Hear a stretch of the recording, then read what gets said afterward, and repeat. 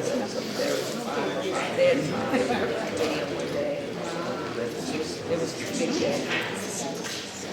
evening and welcome to the Gaza Forum. I'm Danny Rader, joined with Denise Steffen to moderate tonight's event. I'd like to start with a special thank you to Producers Co-op for allowing us to host the event here. Tonight we'll be having a special discussion on Article 5 of the Constitution, as well as a legislative update with our area representatives. Tonight we are honored to have with us State Senator Lynn Evans of District 3, State Representative Zach Deacon of District 5, Jeff Taylor, State Senator of District 2, and Kevin Alon, State Senator of District 7.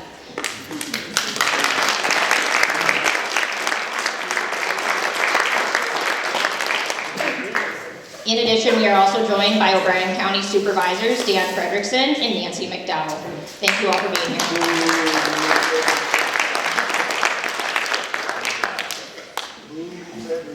This evening we will begin with a special presentation, but to first start, I would like to ask you all to please rise, remove cover, and join us as we say the Pledge of Allegiance.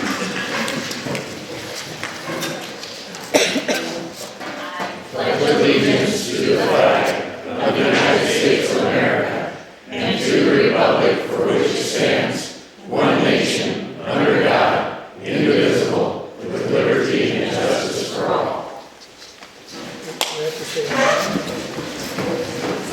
I'd like to please invite Pastor Cooper up here to open us with a prayer.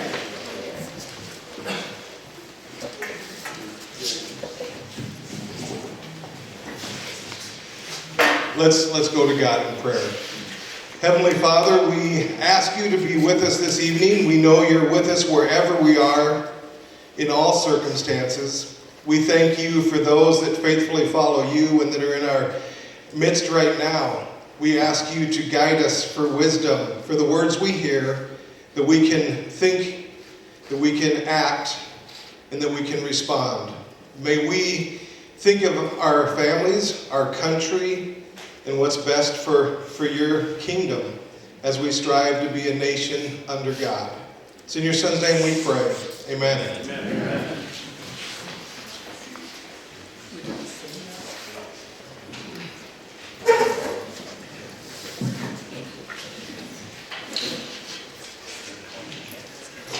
Thank you, Mike. Tonight we are honored to have with us a special guest, Tamara Scott. Tamara comes to us from Nevada, Iowa. She's a National Committee Woman for the Republican Party of Iowa. She is a State Director for Concerned Women of America. She has hosted radio, cable, TV, and broadcast a weekly webcast, Tamara Scott Live. She has been recognized as one of America's kingmakers by the Religion News Association. And tonight she is here to discuss with us the Constitution and Article 5 specifically. Welcome, Tamara Scott.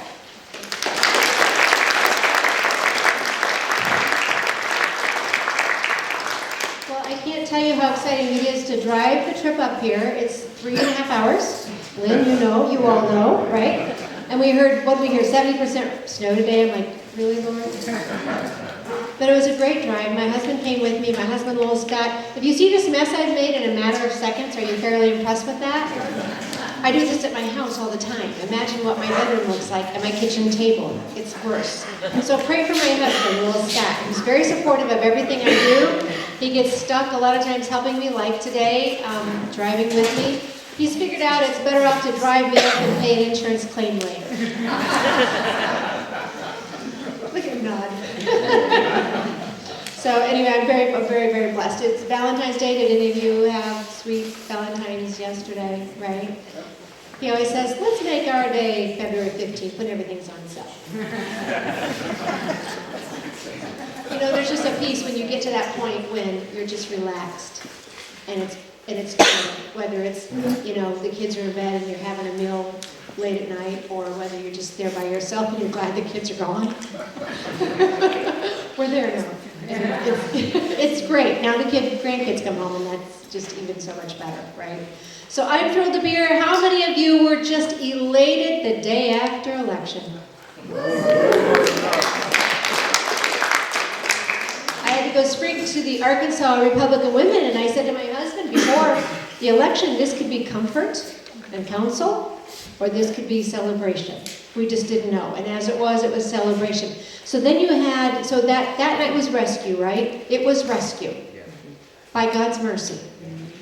And then we had recovery, when you're assessing what all is wrong, what all we need to take care of, what all we're going to have to hit. And then I told people, Inauguration Day will be restoration, right? And I think it's hit right about that time.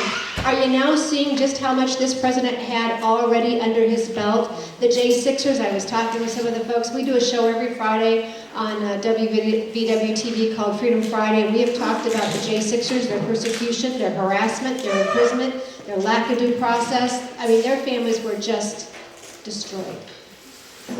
And so we've done everything we could just to keep them in front of people and plead their cause for justice. If someone's done wrong, I will never condone vandalism or violence, but that was not the case in so much of this. And they weren't allowed to present evidence that would have exonerated them. In many cases, there was false evidence presented against them, just the way it was.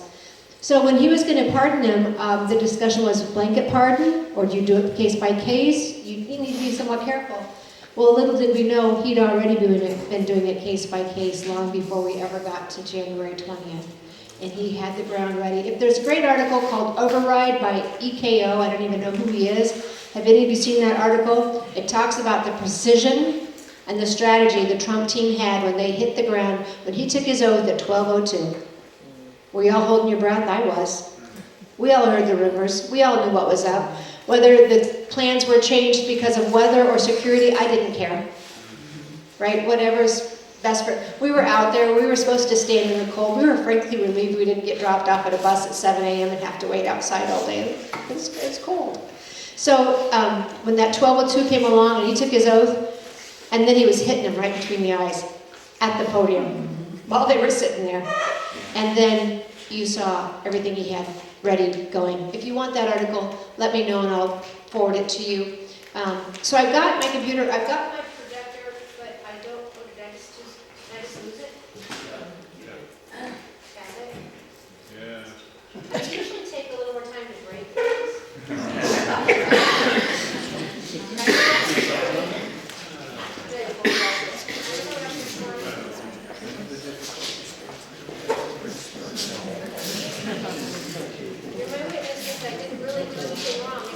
Going either?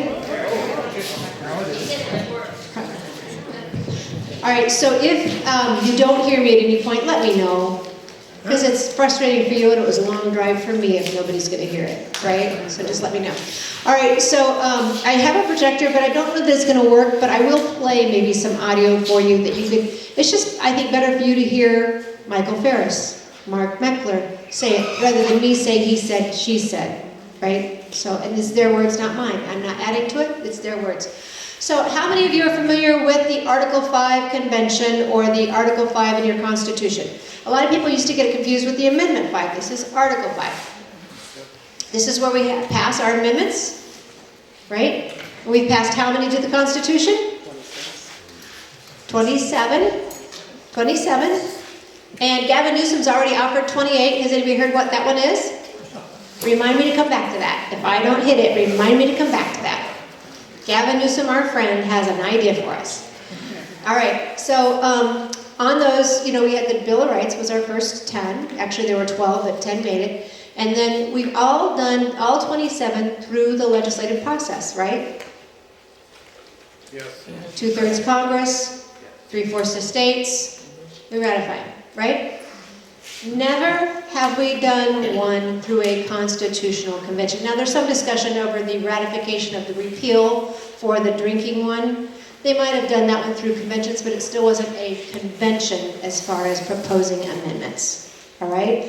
And you'll hear the left now, not just the left. I mean, Mark Meckler and Santorum are trying to say, we have conventions all the time. Yes, you do. Amway, interstate conventions. That's not what we're talking about. And so they used to call it a constitutional convention. And when they tried telling us Scalia supported it, it was a constitutional convention. When they tried telling us Reagan supported it, he said a constitutional convention. But then the more people learned about that, started backing away from it, folks like Sandy Salmon, who rescinded her support here in Iowa, Brad Tashito, representative of Montana, there's a list of them. The more they learned about it, started backing away from it. So they thought they should maybe call it something else. And Rob Nadelson, there's an article where he says, I don't want to hear it called Constitutional Convention anymore, it's now a Convention of States.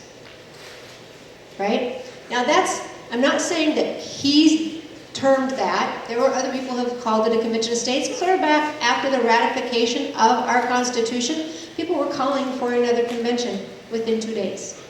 They were calling for a convention the whole way through the ratification process and through the convention itself. How many of you all know in your county parties, your church, you're always going to have that one? Those two. Maybe even your family, right? There were those who were calling for a convention. People like to say that Mason called one, and I've got quotes in here that would tell you Mason knew the danger and he wasn't even wanting one. So we can get into arguing Federalist Papers, we can get into arguing quotes. The fact is we've not used a convention ever to propose amendments to our Constitution. And now they're saying, oh, it's just an exchange ideas. Because they see people backing away from it. It's just exchange ideas. Really? It's just to propose amendments. That's what they said about 1787. That's what you do. You propose them, and then they're ratified by the states. So yes, in essence, they're right. However, what happened in 1787? Anybody remember with me? First off, different time, different people. They actually knew their Constitution, and they were all headed basically the same direction, unlike America today. When they got there, no media. I don't see that happening today, and I'm not sure I'd like it if it did. They stopped and prayed, fasted and prayed. See that happening today? I was talking to Representative Deacon about our blasphemous statue we had there in December, and we had people wringing their hands whether or not he should be there. Let me help you out. No. He's at enmity with the God mentioned in our Declaration, the God mentioned on our currency, the God mentioned in our Halls of Congress. He's an enemy of our nation. No. Freedom of speech does not encompass that. You can go put him somewhere you want him, but he doesn't have a right to be in a public building that is a government building when he's at enmity with our Judeo-Christian foundations as a nation. No. All right. Sorry, I lost my train of thought. So people were wringing their hands what to do with that one. It wasn't hard. It should have been fixed. It should have been, so to fix it, here's what they said. Nobody can have anything there more than a day. Well, I house Joseph and Mary in the manger in my studio. I'm the one with a friend who runs them down there, and my husband, on a cold winter's day. We get them up at the studio at the Capitol. It's not easy. There's never a great place to park down there. You can't fit in the elevator. It's just not easy. One day doesn't cut it for me. I want at least 2 weeks, if not 4. It is the Holy Christmas season. That we had to even get into all that is irritating to me. All right, so where was I going with this? So on the amendments, none were passed other than the legislative process. So you heard me say that they said Reagan supports it. Have you all heard that? They have a video on Convention of States that Reagan endorses a Convention of States, so I looked it up. My husband will tell you, my kindergarten report card says she asks a lot of questions. We were married maybe a year, my husband said, you're not expecting me to answer all these, right? And it can irritate people because I ask questions. I'm not questioning them, I'm trying to figure it out for myself. I'm processing, right? And so I started doing research. Here's what Ronald Reagan said. And the video they had on their website, oh, should I play it for you? Should I just play it for you? Can we do that? Sometimes it takes a little bit longer to find it, and I don't like messing around with it. Let me see if I can just find it real quick. So I loaded up my Facebook page, but I didn't make any of them public so I could find them all real easy. I could put it on a PowerPoint too, but that doesn't always work real well. So, okay, so here it is. So we're going to 220.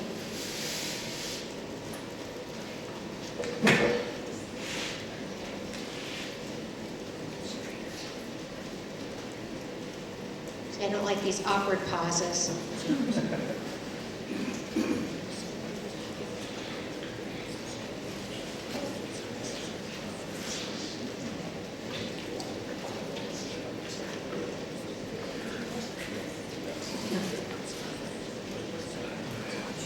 All right. I hear the crowd roaring buses.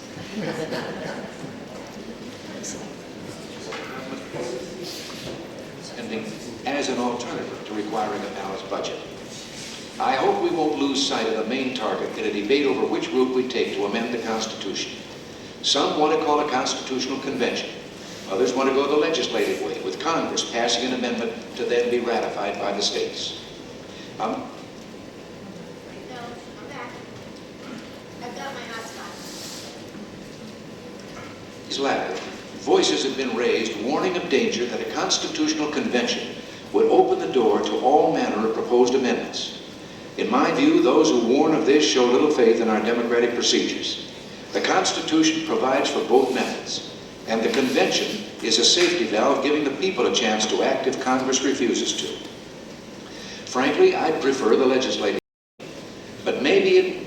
Did you hear that? I let it go, right? So he's giving it to you. He's saying, if Congress won't pay attention, that's there. He called it a safety valve. I would call it a escape hatch. It's not a safety valve because everything's going to blow if you do a convention. There's no guarantee that you're just going to talk about specific amendments. You cannot limit a convention. We have court cases that say you can't limit a convention, and here's why. When our founding fathers went to do this convention that we were talking about earlier, they prayed first, thankfully. They sought the God of our founding fathers, right? The God of Abraham, Isaac, and Jacob, right? One, we don't know who they worship or pray to today. I hear somebody opened one of the committee meetings praying to the universe, right? Even at our state house, we've got some issues, all right? So he acknowledges that, yes, they can do this if they're frustrated, and that's what you see the Convention of States Action Group building off of right now, the frustration of the people. And we have every right to be frustrated with what we've seen. That now that we're past January 20th, you're seeing it, aren't you? You're seeing the exposure of the U.S. aid. You're seeing the fraud. You're seeing the waste, the Medicaid. We all knew it. We all knew it. Now we're seeing it. Now we have something tangible. So yes, they were building on a frustration, and rightfully so. But even back in the 80s when they were dealing, in the late 70s when they were dealing with the balanced budget amendment, he says, you heard him at that last part, I myself prefer the legislative method. Somebody asks him in an interview in 1982, so it'd be about 3 years later, where he's at on the convention, and he says, oh, you could do all manner of thing with a convention. See, he's learned. He's done the same thing. He's backing away from it. Oh, anything can happen at a convention. He's figured it out. Your founding fathers knew it too. So first off, 1776, right? We came up with the Articles of Confederation. And then, a short time later, we had our meeting, our convention in Philadelphia in 1787. Right? Am I right on that? I didn't sleep a lot last night. I was going through my notes. I didn't, so if I say it, catch me. All right, so then we had the one for this one, right? So they had 2 conventions in short time. So when you ask, why would they put Article 5, the option for a convention in there if they don't want us to use it? Because they've just done it twice. They overthrew Britain, and then they overthrew their own government. When they met, it was to revise. I've got the commissions of the 13 states. They were to revise the Articles of Confederation. Anything it took to revise. Revise. Say it with me. Revise. It didn't say rewrite. It didn't say replace. And what did they do after they prayed? They threw those out and they started from scratch. Lucky for us, they had divine inspiration. They were humble. They were all headed the same direction. And they were more in line with Madison than Marx. Yeah. Today, your kids think they want socialism.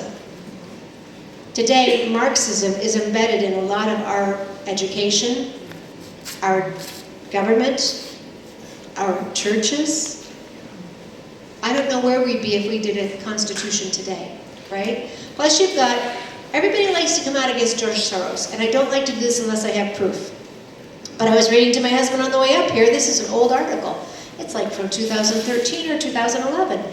And it was talking about Obama's advisors joining Soros, Eric Holder, Cass Sunstein, and who was the last one? Podesta, John Podesta. They were working with Soros and his organizations, and if you have questions on any of this, come ask me, because I'll share the articles with you.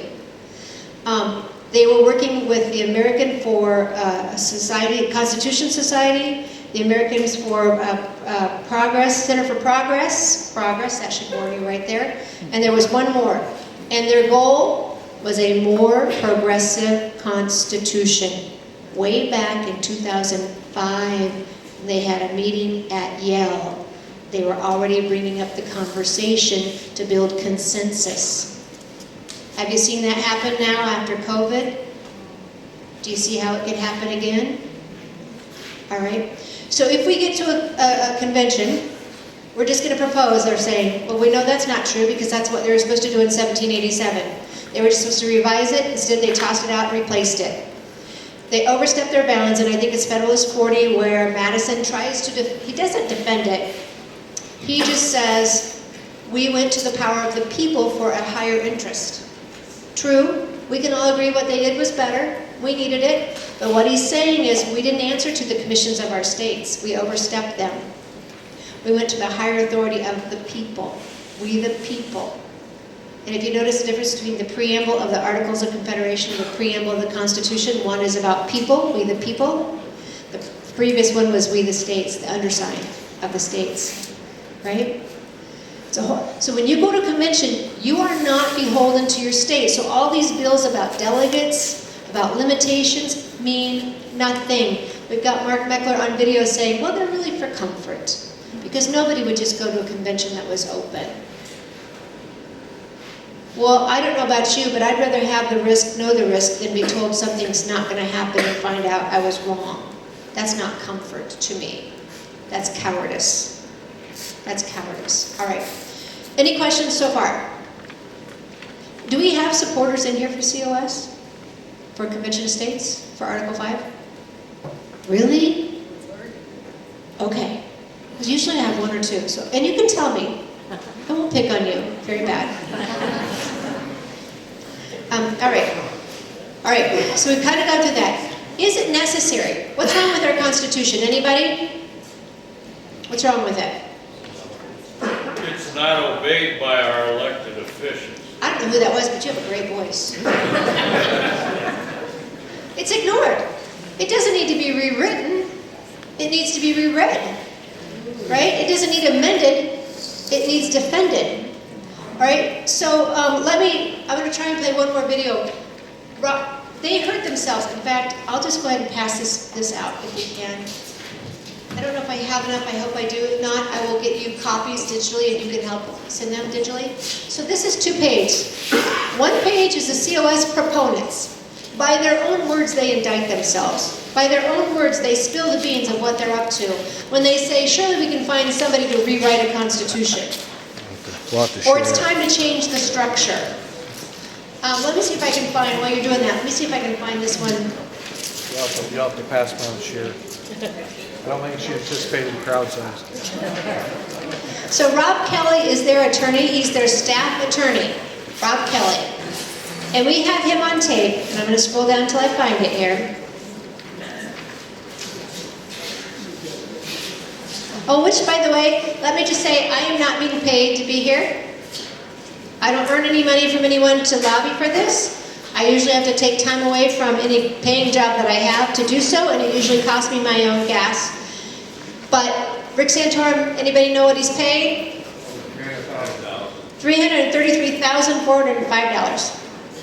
Plus expenses, plus bonuses, I am told, every time it passes.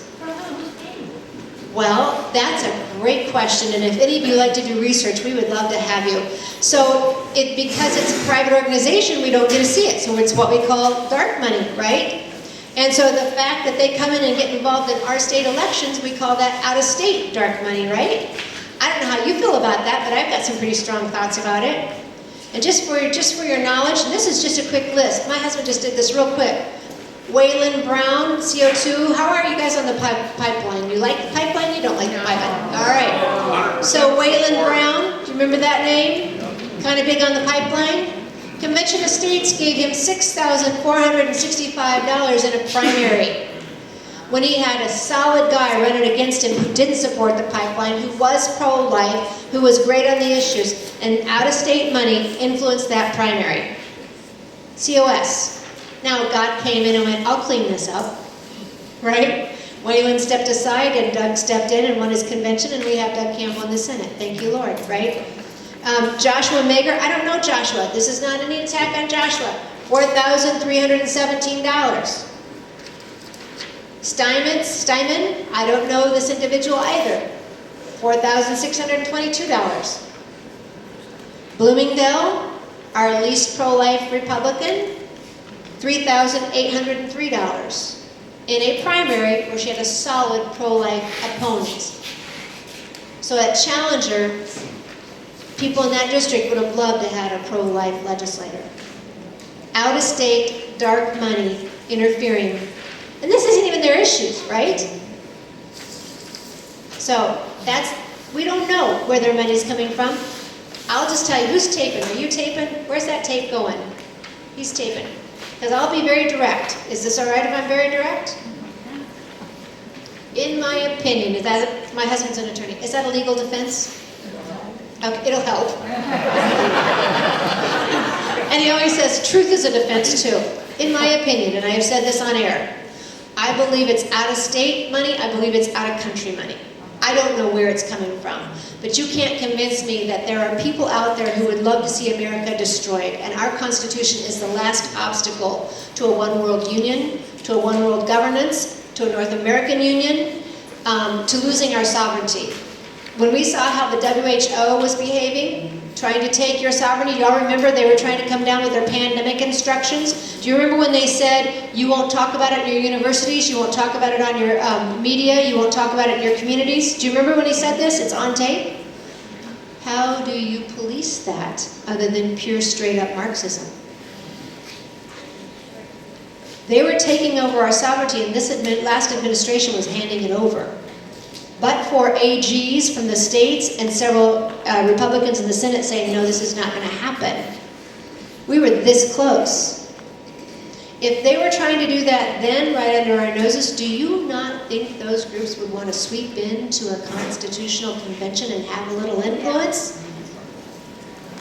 Right? So you guys have 4 great legislators right here, and I'm going to say this. As National Committee woman, sometimes I get to go to places and I want to be a cheerleader for our cause, right?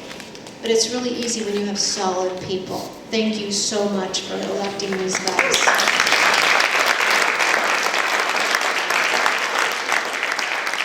I'm not saying we agree on everything. We don't have to. How many of you agree with your spouse on everything? Liar, liar, pants on fire. Makes me look good. All right. I sometimes ask people, how many of you are married? How many of you are happily married? It's Valentine's. How many of you are married to somebody who is always right?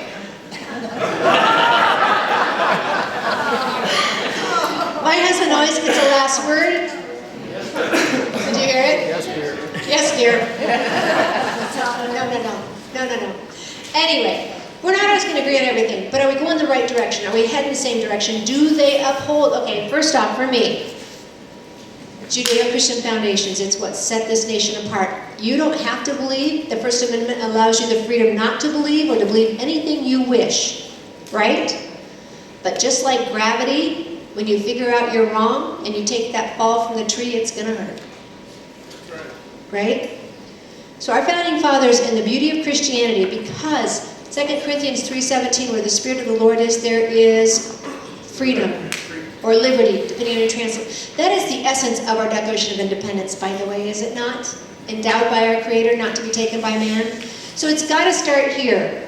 Then for me, it's got to line up with our Constitution. And if it doesn't, we ought not be going there. We ought to be, I want a government small enough to fit inside of this. Right? If you want to change it, we have the method. We've done 27. We don't need to try this new untested, unproven convention, especially in today's political waters. How do you think that's going to go? We're getting along so well. The Democrats are just so workable right now, right? And you could say the same about us if the tables are turned, right? They think that we're going to write a new constitution. Okay, so people aren't following the Constitution, but if we give them a different one, they will. We're still arguing over the one that's going to be 250 years old. We're still deciding what it's supposed to say, but we're going to come up with a whole new one, have a bonfire, sing Kumbaya, and go, yeah, this is great. It's not going to happen. Mark Meckler was asked, what happens if you go to this convention, you make changes, and people still don't follow them? He goes, well, we'll have to go to the courts. Part of the reason they say we're having this is because of the courts overstepping their bounds, activist judges. But that circular logic is going to put us right back into it with a whole bunch of cost and a whole bunch of division. I think this is probably the most divisive issue in our party. I think it's the most dangerous domestic issue to our nation besides the border. They're coming after our Constitution. They've been working on it since 2003, 2005. I was at Buena Vista in 2014 doing a debate on immigration. I'll tell you, those Republican kids were so thrilled to see somebody come through that had their backs. It was me and them, a handful. And here's what they told me. They called me a whole day before. Sam Clovis was supposed to do it, and he couldn't now because he'd taken some position. So they gave me a whole day's notice, and I thought, well, at least they can't expect much, right? I didn't have to prep. So I went, and here's what they told me. If you don't come, no one will be speaking on behalf of the Constitution. That's right here in Iowa in 2014, and you know what? They were right. When I brought up the 14th Amendment, one of the attorneys said, that's so old-fashioned. I'm sure we can find something else that's a little newer. It's not old-fashioned, it's time-tested. Principles don't change with time. Truth doesn't change with time. And that's what we've been blessed to have with this Constitution. Webster told our founding fathers, miracles don't happen in clusters. You don't know when you'll get another. Be careful with this one. Be careful with this one. And so for those folks who want to change it, they're not wanting to change anything in that Constitution. They're wanting to change this country. They're wanting to totally change what we know as America. All right, so I told you, it's so unfun. Gavin Newsom, did you all see the interview? It's an NBC reporter, and he's asking him about the fires and not being able to have water. Did you see this? I'll put it on my Facebook page. How many of you are on Facebook? You can go watch it later tonight. I mean, I can play it for you, but you can hear it, but you can't see it. What's fun is, he's over-exaggerating his hands and everything. It's just so phony. But the kid's asking him, this young reporter's asking him about the fires, and he's saying, there were no empty reservoirs. There's no, what smelt, is that the thing? When President Trump just decides he's unhappy with you, everybody faces his wrath. All the reservoirs were full. And the reporter goes, except for the one that was supposed to feed Pasadena. Yes, and that's why I voted an investigation. Didn't miss it. I mean, that's a skill, right? It's nice when you don't have a conscience to hold you up, right? No shame there, no guilt, just like that. All right, so Gavin Newsom, remember I told you our friend has a 28th Amendment for it? Have you ever heard what it is? It's on his website, I'm not making it up. He doesn't want to do anything to the Second Amendment. He's going to leave it just like it is. He's going to propose a 28th so that Congress can create reasonable gun restrictions, background checks, and other things that would be reasonable. See how he said that? See how slick that was? We're not going to come after the Second Amendment. We're leaving that alone. We're just going to gut it from 28. Imagine if that's happening at a convention. As slick as he is, as smooth as he is, imagine the media helping him out. Can you think so? We don't get any airtime? We get shut out of Facebook or whatever, social media? What happens? Hawaii's already offered to repeal or reword their Second Amendment. He's not alone. Lawrence Lessig, anybody heard that name? Harvard professor, toured with Meckler. They're on the stage together. He wants to have a convention so that we can abolish that nasty electoral college. He's being straight up about it. He's being honest. And he thinks we should welcome a runaway convention. These are people being honest with what they think. He's not alone. Ranked choice voting, national popular vote, these are all undoing the electoral college. You undo the electoral college, you don't have to worry about Iowa being first in the nation. Because Chicago, LA, Dallas, New York will decide the election for us. They'll never have to fly in here. Right? Okay, let's see what else on that convention. We've heard that it's limited. How many of you heard three things? Balanced budget, term limits, and reigning in government. What does reigning in government mean? You're going to send somebody to a convention to reign in government, give them free reign. What does that mean? Defund the police? Cut the hospitals? Cut the military? What does it mean? And by the way, who are your delegates? Did you read Article 5? It's one paragraph. Nowhere in there does it say how you select your delegates. Are they elected, selected, nominated, paid for? Is there one per state? That's what we hear. Santorum all but promises that. You really think that California with, 45 electoral college votes is going to let Wyoming or North Dakota have equal vote? Really? I think we'll be in court for years hashing this out because it doesn't say anywhere in a government document how that would work. When they tell you how it's going to happen, that is pie in the sky, fantasy dreams. They don't know. Congress has said, we'll control it. You call it, we control it. Well, if Congress can't behave now, why are they going to behave in a convention? The other thing they talk about is term limits. And I know a lot of people think they like term limits. And I sometimes make people mad, but I'm going to do it anyway. Term limits are a lazy man's way to try and fix apathy. We don't need term limits. We don't need term limits. If I know that Zach is up in 4 years, his term's 4 years, and he's got one more in between there, I'm going to wait for 4 and go for the open seat because it's that much easier. So you end up having people serve all their term rather than challenge somebody. If you don't know when he's going to quit, you're going to jump in and challenge him. You'll be more apt to challenge. South Dakota puts it on their website. So you know exactly when what legislator is up. Here's the problem with that. You and I are busy. We're raising families. We're making ends meet. Do you know who's watching it? Out-of-state, high-dollar lobbying groups. And so they're watching those races. They know when they're going to be up. And so they start putting somebody in the media, start grooming them, getting name recognition. They're going to have who they want before you ever figure out that seat is open. Here's the other problem with it. If you do it in Congress, they're going to be in D.C. with all those lobbyists who have all that money having an outsized voice while you're back in Iowa and you can't re-elect them again. You think they're going to pay attention to you? You're going to lose your voice. Lobbyists are going to have an outsized voice, larger than they do now. They're going to be looking for the next job, because if they're up at a certain time, somebody have a board opening, pharma, somebody have a job for me on the board, you will, if we had term limits in the Articles of Confederation, they took them out because of precisely that. In fact, if you look it up, it's kind of old English. I had to look up a couple words last night. But it was embezzlement, corruption.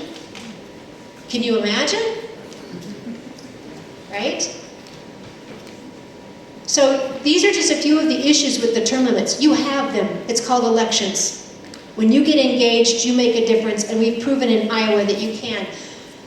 You had an election turnover at the congressional level in a primary just a couple years back, did you not? 3rd District, David Young took out, who did he take out? Who did he take out? Axne? Axne. Who did she take out? She took out somebody. Then he took out Axne, and then he got taken out by, who was the one who took him out? I think Axne took him out. And then Zach Nunn took that one out. So you get the idea. Incumbents can be taken out at the national level. Ashley Henson's district, Rod Blum was there. Abby Finkenauer took him out, and Ashley Henson took her out. I guess you can take incumbents out, huh? All 3 districts in Iowa, and the 4th has changed. Meredith Miller Mix has changed in the last 6 years.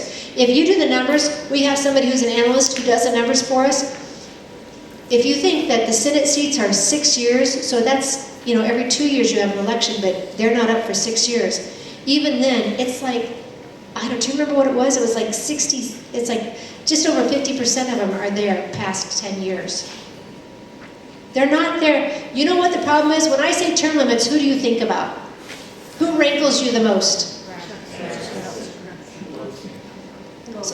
Pelosi. Guess what? We could put term limits all day in and she's still going to get elected because we have no control over that. Even if we did it for the whole Congress, which I think is a really rotten idea because you're taking away my liberty, you need to be able to have the ability to reward or remove someone. You have to have that or they're not going to pay attention to you. That's what our founding fathers talked about with the term limits in the Articles of Confederation. So you have to be able to have that way to reward or remove. Now, Pelosi, her district is 10-1 Democrat. So you can kick her out and you are going to get the next loony bin, right? Maybe even crazier. Somebody thought it might be Gavin Newsom, right? So let me just bring up another term. AOC, fairly new. So the issue is really not her length of service, is it? She caused enough problems in her first 2 years, in her 4 years, right? The squad, right? So it's not the quantity of terms served, it's the quality of service in the terms. Same thing we're talking about with our Constitution. There is not a lack of content, a lack of content in here that's the issue. We don't need to amend this and add anything. We don't need to correct anything. If you want to, there's a way to do that. We've done it 27 times. But it's not that there's a lack of content in here that's causing us problems. It's a lack of character in Congress. Who was it that said, the Constitution's made for a moral and religious people, it's inadequate for any other? That's our issue. It's inadequate for any other. It's us. We're the problem. As long as we're trying to teach our kids that we're not going to talk about morality, that you have moral relativism, you do whatever feels right for you,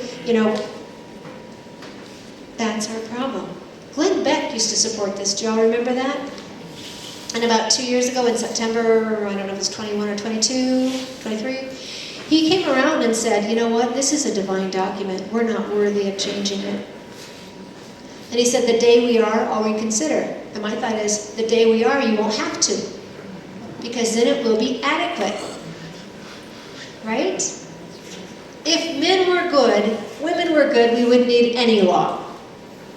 But we need law. All right? So, let me ask you this. Oh, balanced budget. Let me touch real quickly on that. How am I doing on time? Keep me posted. Give me a flash. Give me a warning. 15 minutes. Left? Yikes, stuff. Okay.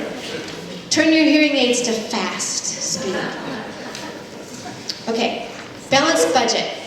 People say we all agree, we've got to balance the budget. It is crazy what's happening. It shouldn't be happening, correct?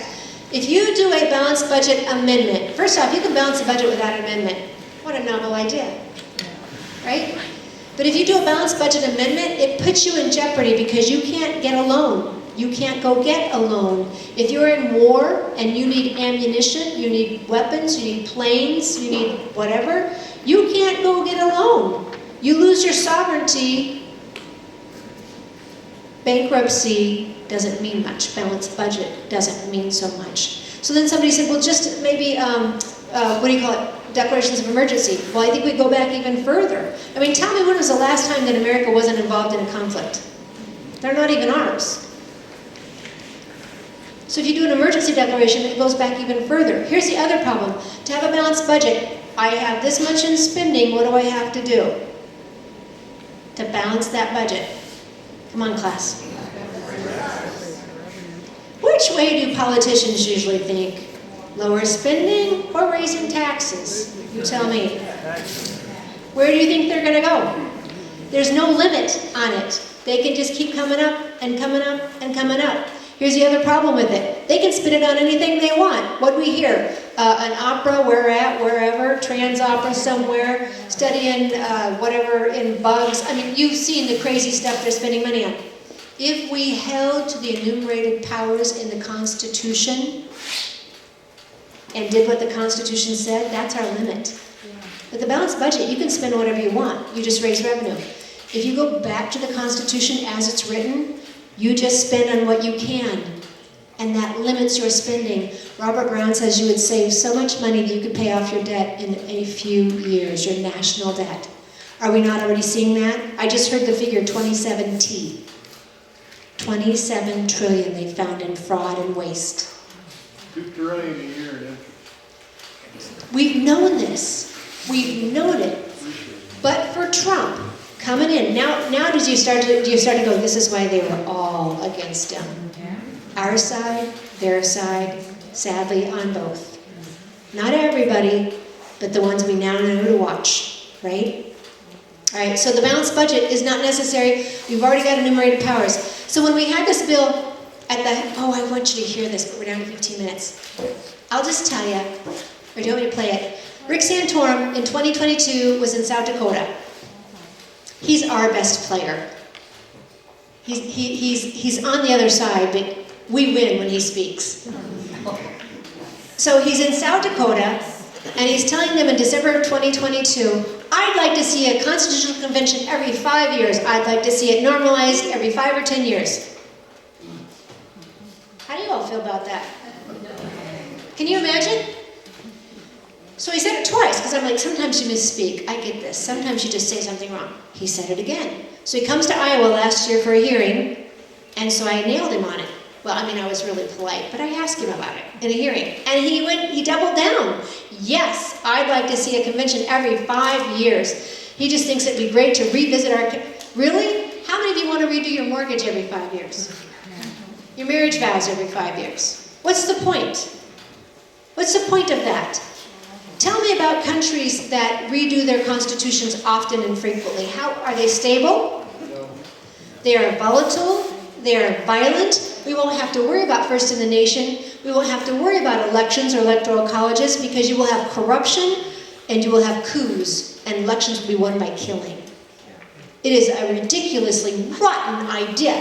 So Representative Brad Sherman was walking out of the hearing, and Michael Ferris caught him and said, what do you think about that? He goes, I think 5 years is a frightening thing to say. And Michael Ferris throws him under the bus and says, oh, yeah, he shouldn't have said that. So when Brad Sherman came on the show with me, I said, well, let me play you a clip of Michael Ferris at ALEC, the American Legislative Exchange Council or whatever, where all our bad ideas come from. It is like the corporate arm of the Republican Party, Common Core. We fight the bad stuff from them. Maybe not always, but a lot, all right? So they pushed it in 2014, and Michael Ferris is up there, and here's what he says. The best thing about a convention is that if we mess it up, we can just call for another one. And we can just keep having conventions until we get it right. He threw Santorum under the bus, and he's worse. I played that for Sherman on the air, right? Here's the other thing he said. So they tell us, balanced budget, term limits, reigning in government, right? Well, Mark Meckler, according to Larry Arm, when they did a debate in 2014, Meckler has 12 ideas he'd like to put up. Santorum named 3 to 5 that night in South Dakota, and none of them were the ones we've heard. One of them was he wants to see education, federal government have less hold and less control over education. Right? Everybody thought that was a great idea. I don't. Tell me where education is in the Constitution right now. So if you pass his amendment, what did you just do? You just expanded education under the federal government's purview. This is how easy it can happen. They have had mock conventions with all the good guys, only their team, only the conservatives showing up, only the people who support this, and they have passed amendments that would have inadvertently expanded government because they don't have the divine inspiration that our founding fathers had. Here's the other thing he said.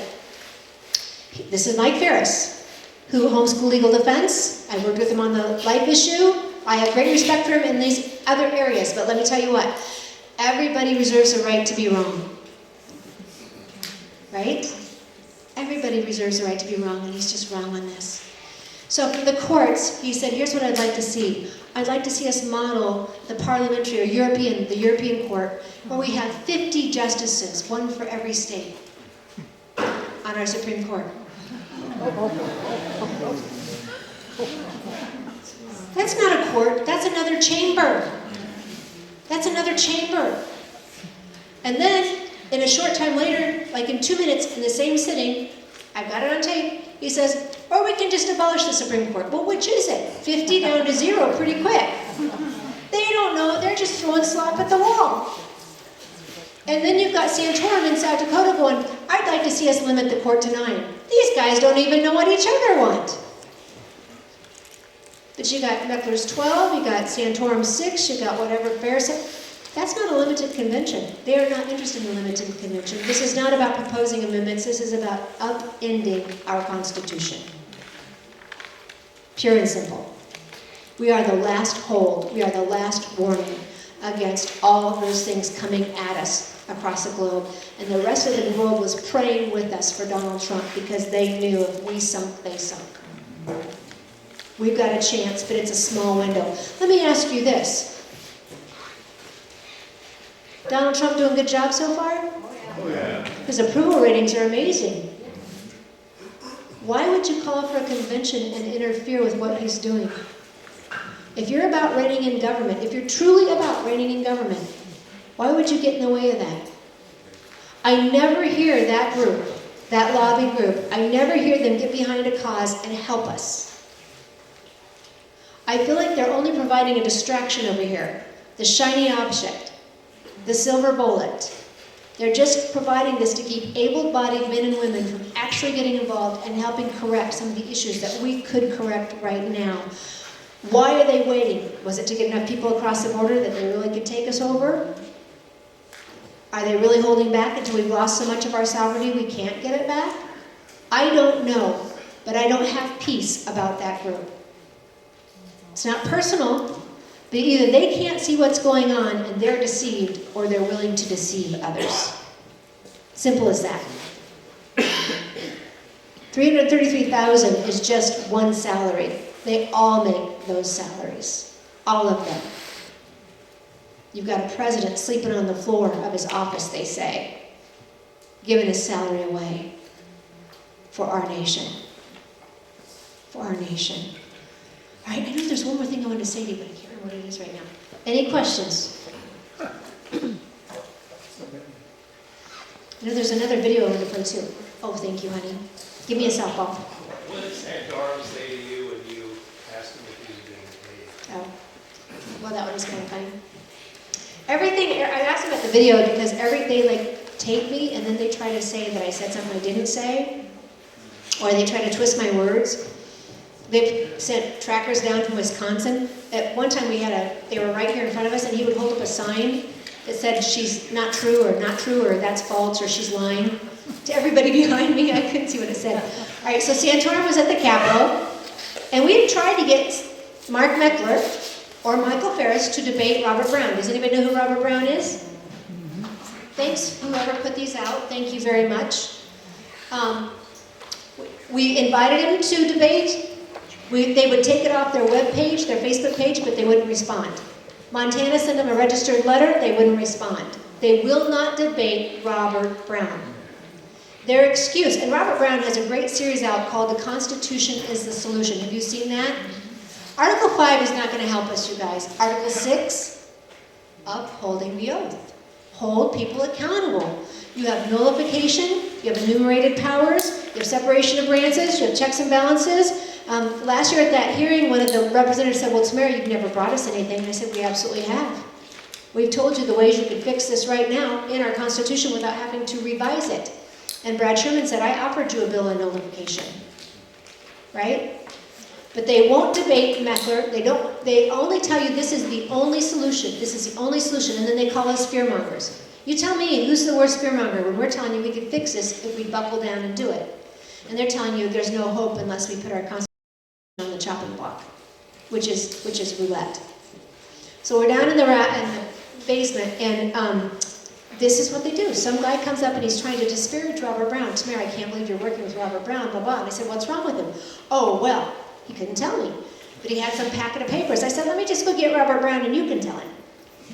And so Robert came out, couldn't have been more polite, more kind, more humble. And he's standing there, and here comes Meckler. And we start talking, and I said, Meckler, we've invited you to do a forum. We'd like you to do a debate. We'll pay for everything. You're here. Let's do it. I will never debate Robert Brown. I will never. And Robert asked me why, and he said, because you're not an attorney.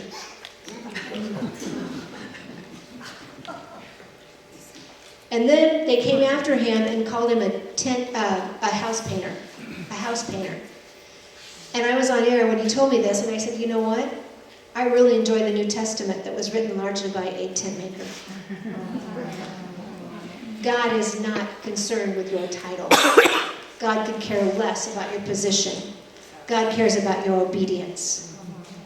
Right? So Santorum's down there, and I said, I can't believe you're doing this. I mean, I don't play poker because I don't have a good poker face. If I'm upset, you pretty much know it. Makes life easy for my husband. I'm never upset. Anyway, so I said to Santorum, I can't believe you're doing this. I'm so disappointed in you.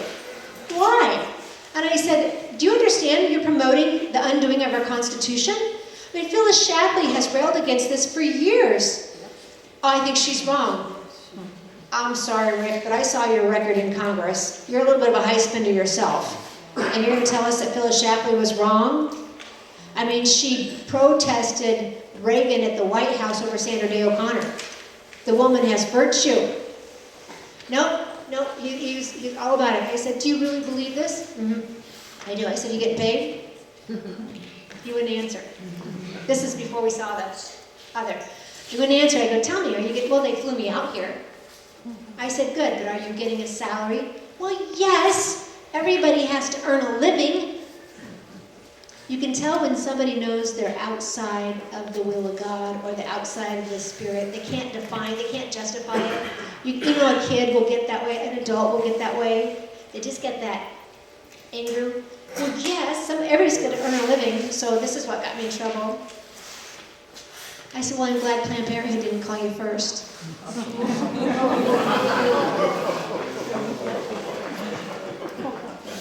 Some of us care how we get paid. So yeah, so that's what I did. And he wrote about it later and tried to make me a bad person because he's pro-life, and how could I say such a thing when they've got a daughter who is special needs? I love what he did on the pro-life issue. I love it, but I'm going to call you out when I see you on the other. All right, any other questions? I have a question when you talk about term limits, mainly about when you talk about the incumbents. They seem to get quite a bit of backing when the up-and-coming guy trying to get the position or gal doesn't have that kind of money backing them. So it's not an easy proposition if you can't have some other kind of control. It's frustrating. We all see it, we all know it. And it's sometimes not our own party, it's sometimes that congressional fund, senatorial but sometimes fund. it is our party.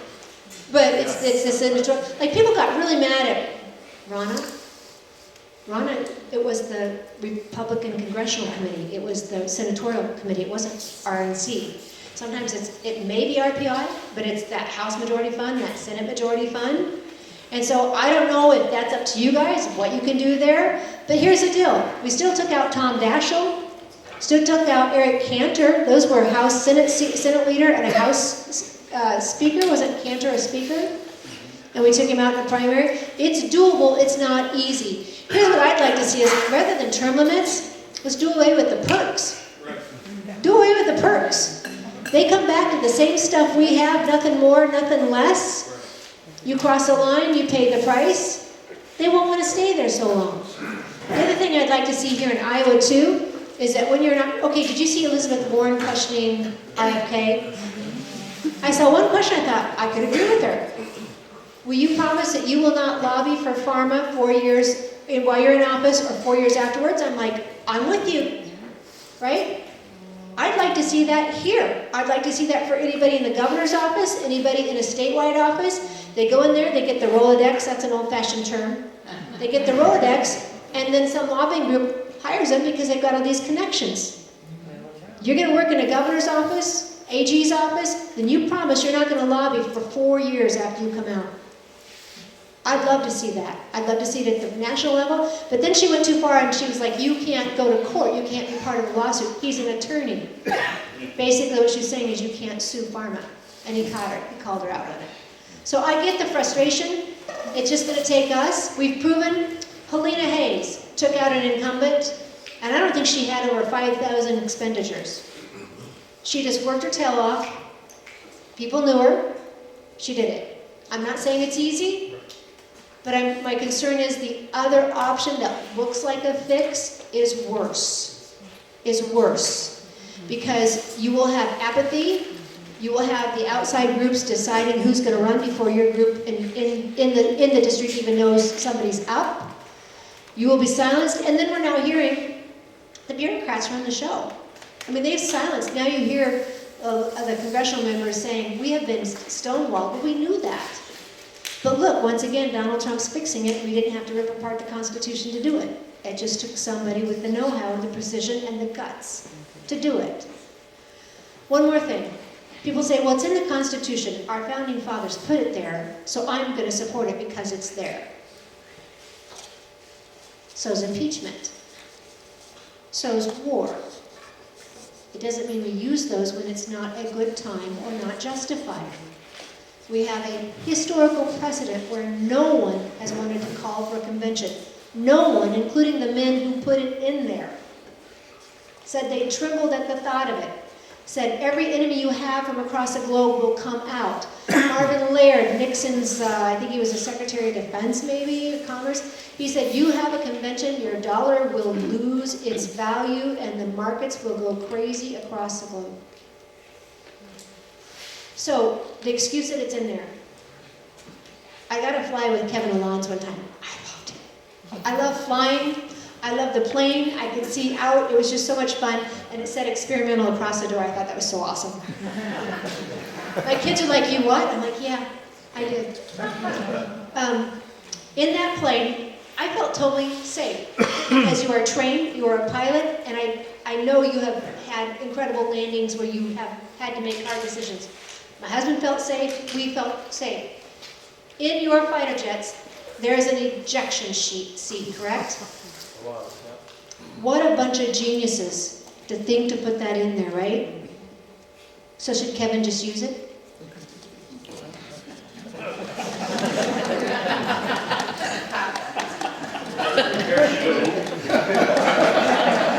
Just saying.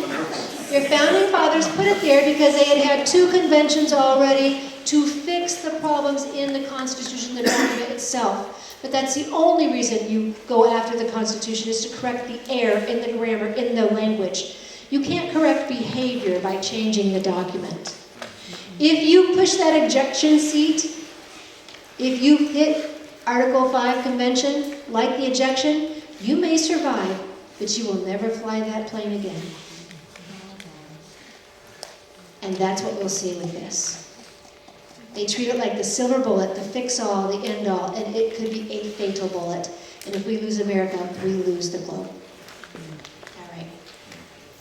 How much money is behind the other side of this story? With COS, How much money is on the other side of this story?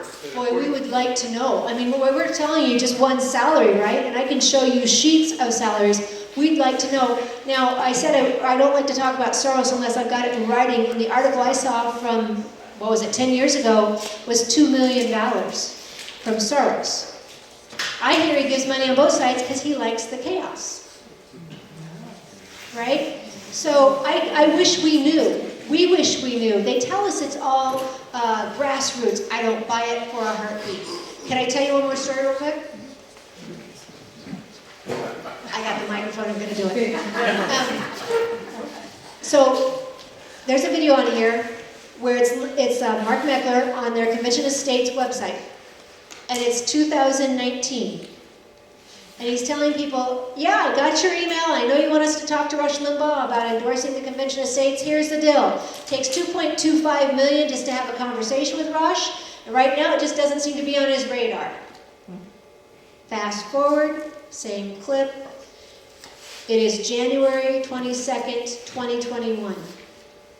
He's in a Senate hearing meeting and he says, all the great minds support this. Limbaugh, and he names several others. Limbaugh.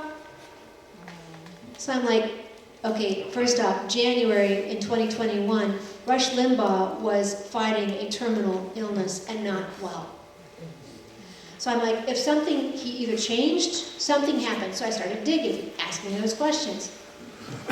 Here's what they went back to in 2014 when Rush Limbaugh was interviewing Mark Levin, who very much supports this, about his book that talked about the Convention of States. He mentioned the Convention of States as an option. 2014. But he didn't say, I want to do it. He acknowledged it, like Reagan. He acknowledged it's there. I can tell you it's here. It's in the Constitution. I don't think it's a good idea. Reagan said he preferred the legislative method. I've never heard Rush Limbaugh say anything about it being a good idea. So where did Meckler get this idea all of a sudden that Rush Limbaugh was on board when he wouldn't even have a conversation for $225 million in 2019? 2.25? Thank you. 2.25 million. It's all numbers to me. It's just money, honey. Did you hear about the time when my credit card was stolen? And I asked, are you going to report it? And he goes, no, they spend less than you do. Joking. Totally joking. Anyway, what they went back to was a show from 2014 where he'd interviewed Meckler. That other guy, Levin. So all of a sudden in 2019 they didn't think he was endorsing, they didn't buy it then, but now when Rush is not able to defend himself, you're going to throw his name in a senatorial hearing? Are you kidding me? And you're going back to 2014 when you didn't buy it in 2019? I don't buy it and I don't like it. Here's the other thing, they send emails to all your legislators and they'll have names on them, and we hear this over and over, Nebraska, Iowa several times, I think Michigan, there are articles about it. It's called phony polls and petitions. The names on there are real people, but they're not sending them. Because when you're at a gun show and you sign that term limit pledge, you may not see on the back of it, very small plate that says, we'll continue to communicate with your legislators for you. But it may not be about term limits, it may be about a call for convention. We've had a couple of legislators, Cindy Golding, I've got a video of her on the, I think, Concerned Women for America page, where she got an email from Cindy Golding to support the Convention of States. Only she's not going to, right? So you've got leadership in the House right now pushing this. I'm very sorry to say. It's a really rotten idea. And there are other things we could do to fix it. It is not necessary. It's not the problem. We've gone through how Trump's already doing everything he can. It would be a distraction and disrespectful to what he's doing, frankly. It would totally stop what he's doing. And it divides our party. And it's not just Republican, Democrat, by the way. Republicans have a resolution opposing this from 2012 at the RNC. It's also in our state party. We oppose it. And our 4 congressional districts the last several years have opposed it. When they went to convention, 3 people on the platform committee thought they knew better, and they ignored the will of the people, and they took those out, even though the language was the same, and all 4 agreed exactly. There was no reason to ever bring that out for discussion. First they brought it out to just discuss the wording. They thought it was confusing, and then they just repealed it. We fixed it at the state convention. But if you don't think that can happen at a convention, guess again. And if you can't trust legislators that you can remove or you can reward, what makes you think you're going to trust a delegate at a one-time event with outside influence, big money? I mean, you're not going to convince me for the world that big dollar lobbying groups are not going to be there. WWF, WHO, all those big money groups, all the leftist groups, and they've already admitted this is their best hope to get a progressive constitution. They've admitted it. All right, I promise I'll quit now. Thank you.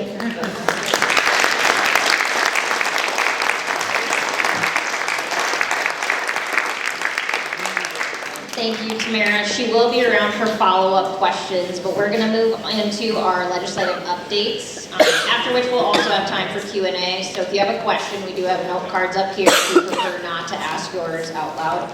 We just ask that we demonstrate respectful behavior, and any harassment or inappropriate behavior will not be tolerated. We have people to handle you if that's the case. Gentlemen, we'll let you decide who would like to go first. We'll have our representatives up here give sort of a brief update of what they've got going on down in Des Moines currently. And then, like I said, we'll have time for questions after.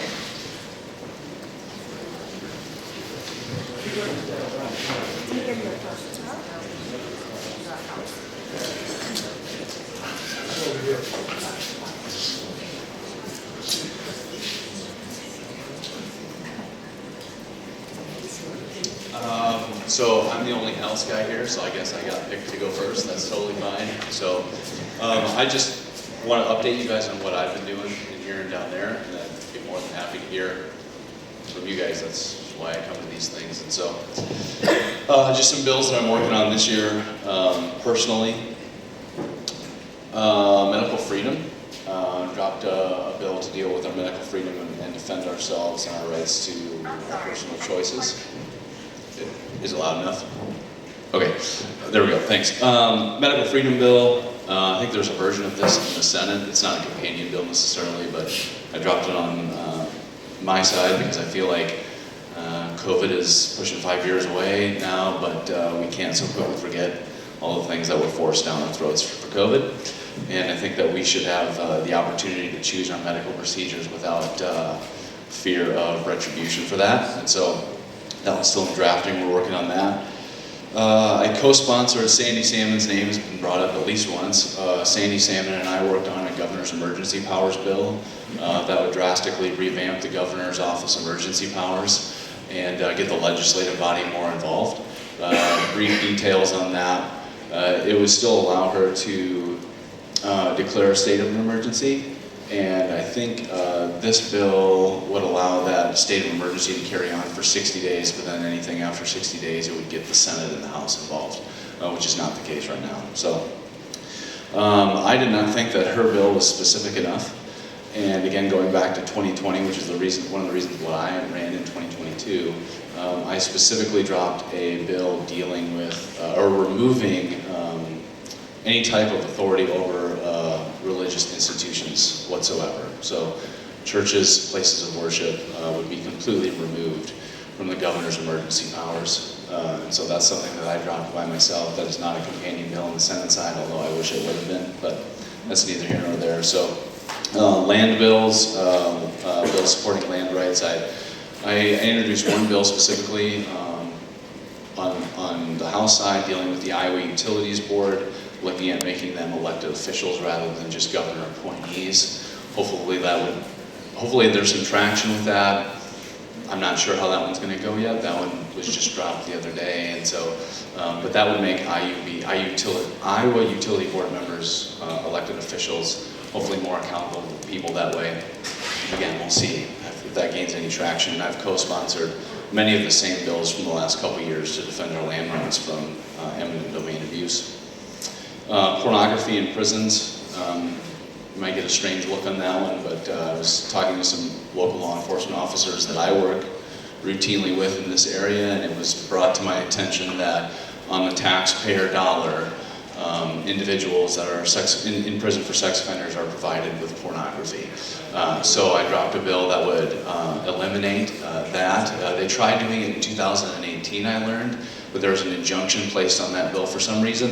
And I actually ended up opening up I had a meeting with some staffers and then the chair of public safety. And apparently it opened up a can of worms as far as what's going on in the Department of Corrections with pornography. And so the bill would strip essentially taxpayer funded pornography out of the prison. So I dropped that one. Last one, Bill of Equal Protection for the Unborn. That's why I ran. Our unborn neighbors are not protected under the same laws that you and I are protected under. Some research that I actually did this week before I dropped the bill. Emma Goldman is a clinic in Iowa City.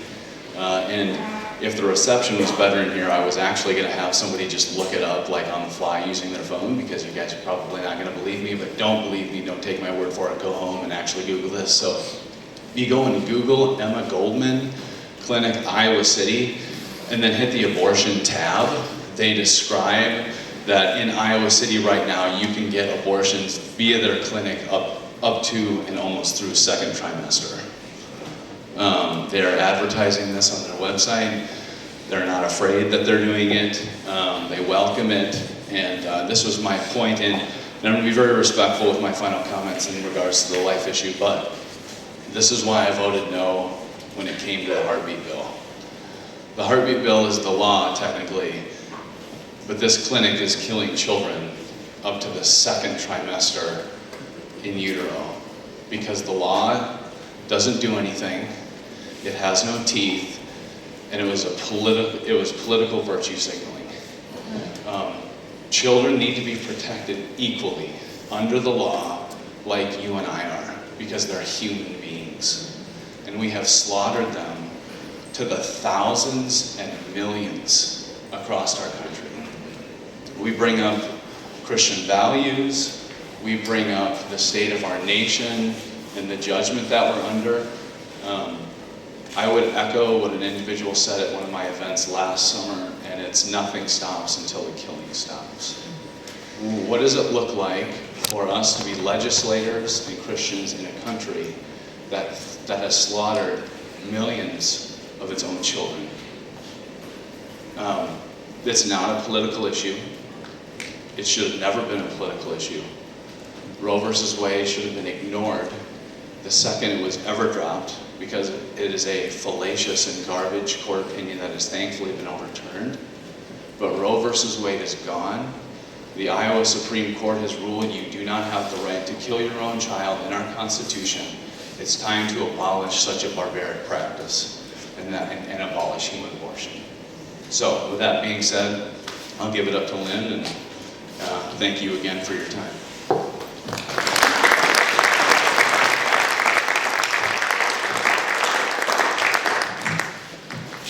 Okay, my name is Lynn Evans, Senator for District 3, which we're sitting in right here. This is right in the center of it. A few things that I'm on this year. I'm Chair of the Education Committee, Vice Chair of Government Oversight, Vice Chair of Ethics. I'm also on Natural Resources and Judiciary, and was voted by my colleagues this year to be an Assistant Majority Leader. So being...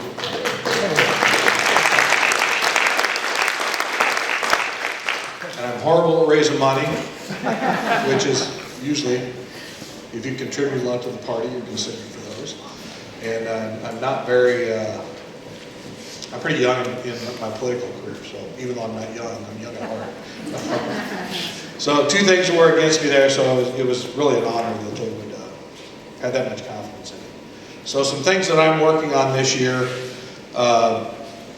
my time is kind of consumed on education issues because I'm chair of that committee, but the left has been using our school system against us for decades, where they don't want to change this generation, they're going to change future generations through the education system. So I made a promise to a few of my colleagues, 2 of them are sitting here, that since I was named Chair of the Education Committee, one of the first bills I wanted to get through, and Senator Taylor, I'll let you speak on it later, but he's running it for us, is the fetal development bill. Now, last year it was referred to as Baby Olivia. So during the interim we did a lot of work on the language of this very short bill. That will change the culture. If those kids learn about the humanity of that child in the womb, how they develop from conception until birth. If they're ever faced with having to make that decision, we've already put that seed in their mind. We've always educated them. We've already educated them to the point where it makes for a more difficult decision. So I think that's one of the most pro-life things that we can do. We are at a point in our session, this just kind of go, lighten it up a little bit here. We're at that point in the session where Friday was the last day to drop any individual bills. There's still time for some committee bills and those type of things, but the actual writing of bills should slow down considerably at this point. By the time the session's over, there'll be somewhere between 1,000 and 1,500 bills that have been presented. Everyone down there can present a bill.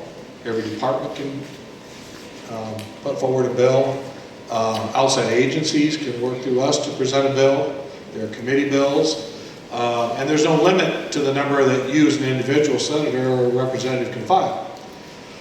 Some of them get a lot of news. They're not going anywhere. Okay, they're controversial bills. They're generally not very well written.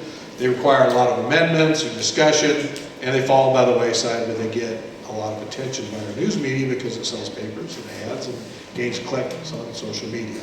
So if you see some of those things, reach out to us and we can explain where possibly they are in the process.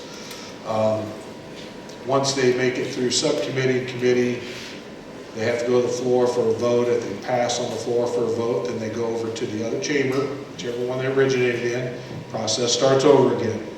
It may get a subcommittee, it may not. If it gets a subcommittee, it has to get through subcommittee and on to committee, eventually to the floor for a vote. If any changes have been made along the way, an amendment, it gets kicked back over to the other chamber, and we either accept the amendments or we just get rid of the bill before it goes to the governor's office. So that's kind of how the process is and where we are right now.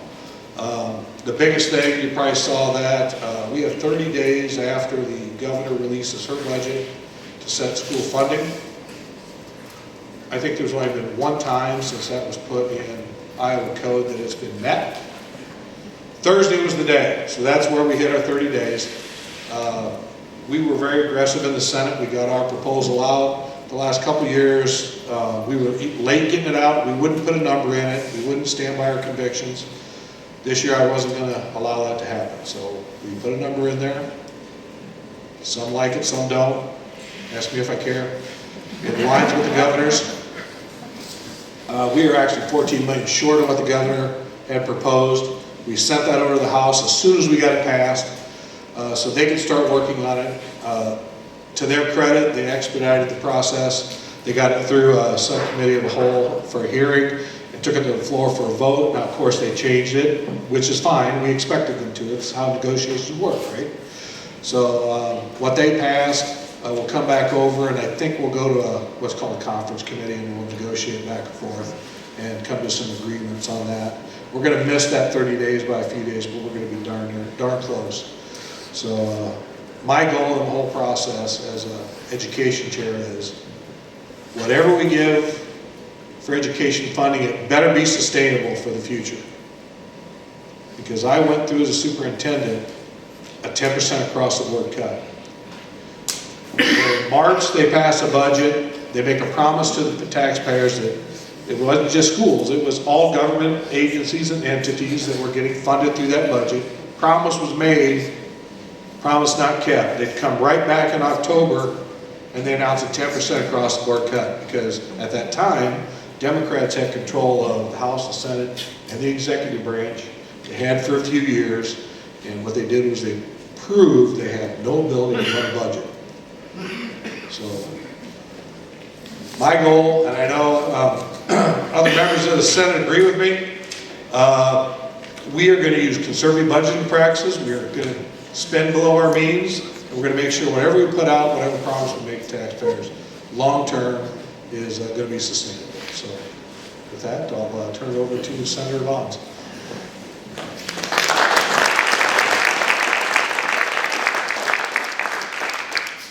Well, I'll just say one thing for Lynn. I appreciate everything on education, but I did get to make the nomination, so I was happy to do that. But anyway, I'm super glad that he's in the education committee, as is Jeff as well. And so I'm on a bunch of committees, but I'm vice chair of technology, and that happened because Lieutenant Governor was moved to Chris Canoyer, and so I left that position open. So I'm now the vice chair of technology, so I can use some of that experience I have to help with technology stuff. And I am going to run a couple bills. I guess I can talk about those first in technology. Hopefully this week, one bill is age verification for pornography. That's a bill that has passed in quite a few states around the country in various forms, faced some court challenges, so that's one issue, part of it we're working through. And then you've got the other side of it, which is big tech.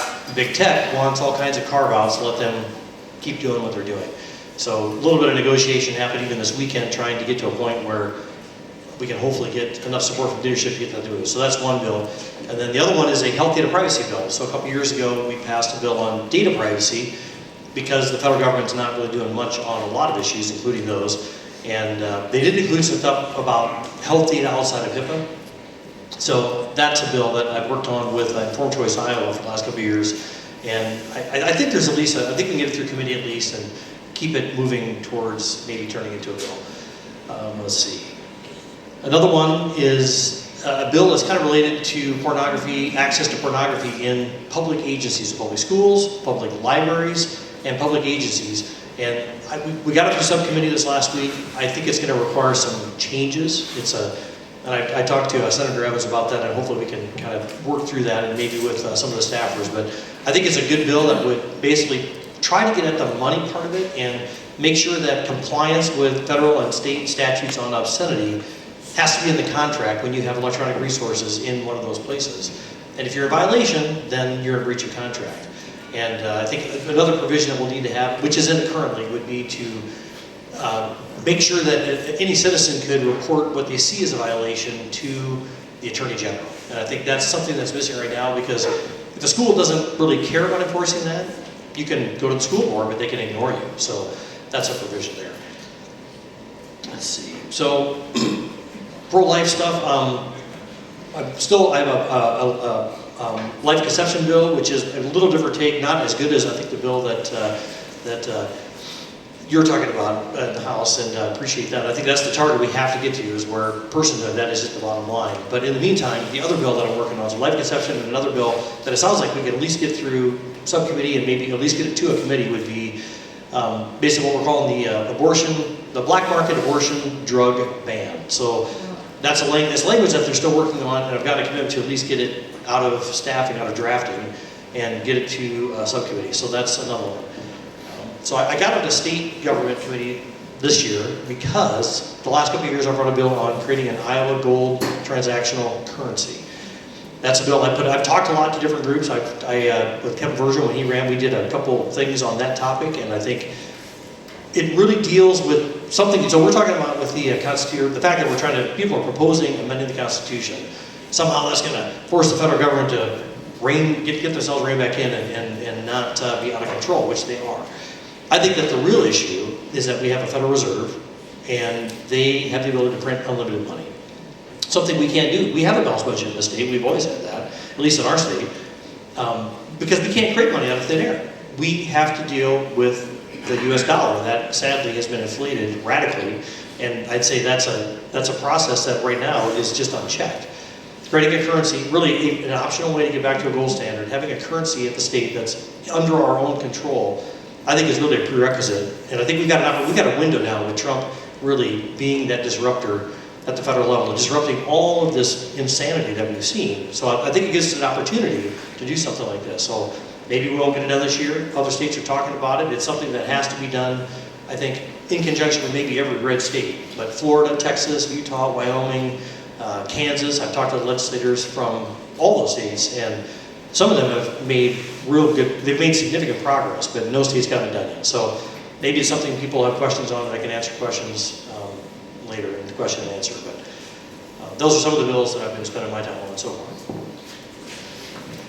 And I'll hand it off to Senator Taylor. Thank you, Kevin. Well, first I want to say the three legislators who spoke before me, these are three of my best friends and allies at the Capitol. So we're really blessed in Northwest Iowa to have a good crew representing us in both the House and the Senate. I'm Jeff Taylor. I represent District 2 in the Senate. District 2 is Sioux County, Lyon County, and the northern half of Plymouth County. I did represent O'Brien County for the first years of my term. But then after redistricting, I lost Cherokee and O'Brien County and picked up Lyon and more of Plymouth instead. I serve on the Education Committee. I'm the vice chair of that committee. I'm on Judiciary, Workforce, Technology, and Local Government. And those are the committees that I serve on. Senator Evans mentioned the Fetal Development Bill for educators to teach children the idea that in the human development curriculum that is already in code, it's already in practice in the public schools, that human development doesn't begin with birth. There's certainly a lot that takes place after birth, but there's something that takes place before birth as well. And so that's the intent of that bill. I've been excited to be working on that for the last year, and hopefully with the strong support from the chair of the Education Committee, hopefully we can get that up for a floor vote in the Senate, and there is a companion bill over in the House as well, so it kind of increases our chances of getting the bill to the governor's desk. Let's see, what else am I working on? Well, the pipeline, that's been an issue I've cared about the last 3 years quite strongly. I've got 2 bills. One has to do with defining what it means to be a common carrier, and it clarifies in code, if this were to become law, that sequestering carbon dioxide in the ground through a pipeline is not something that's not a common carrier product. And so eminent domain would be unconstitutional for that. And it's unconstitutional in a variety of different ways. But this is one new avenue of trying to get at that point. I also have a bill that I resurrected from 2 years back, which would say that pipeline companies do not have the right to trespass onto your land and do surveying when you haven't even signed a voluntary easement with them. I was shocked that it's a loophole that's built into Iowa law. So when Summit is suing farmers who resist that, Summit's probably going to win those cases because law allows them to do that, and that's wrong. And so that's the second bill. And then I've co-sponsored a whole host of different other Senate bills that would try to undo the harm that's been done when the Iowa Utilities Board gave Summit that permit. It's unconstitutional, it's unfair, and it's outrageous.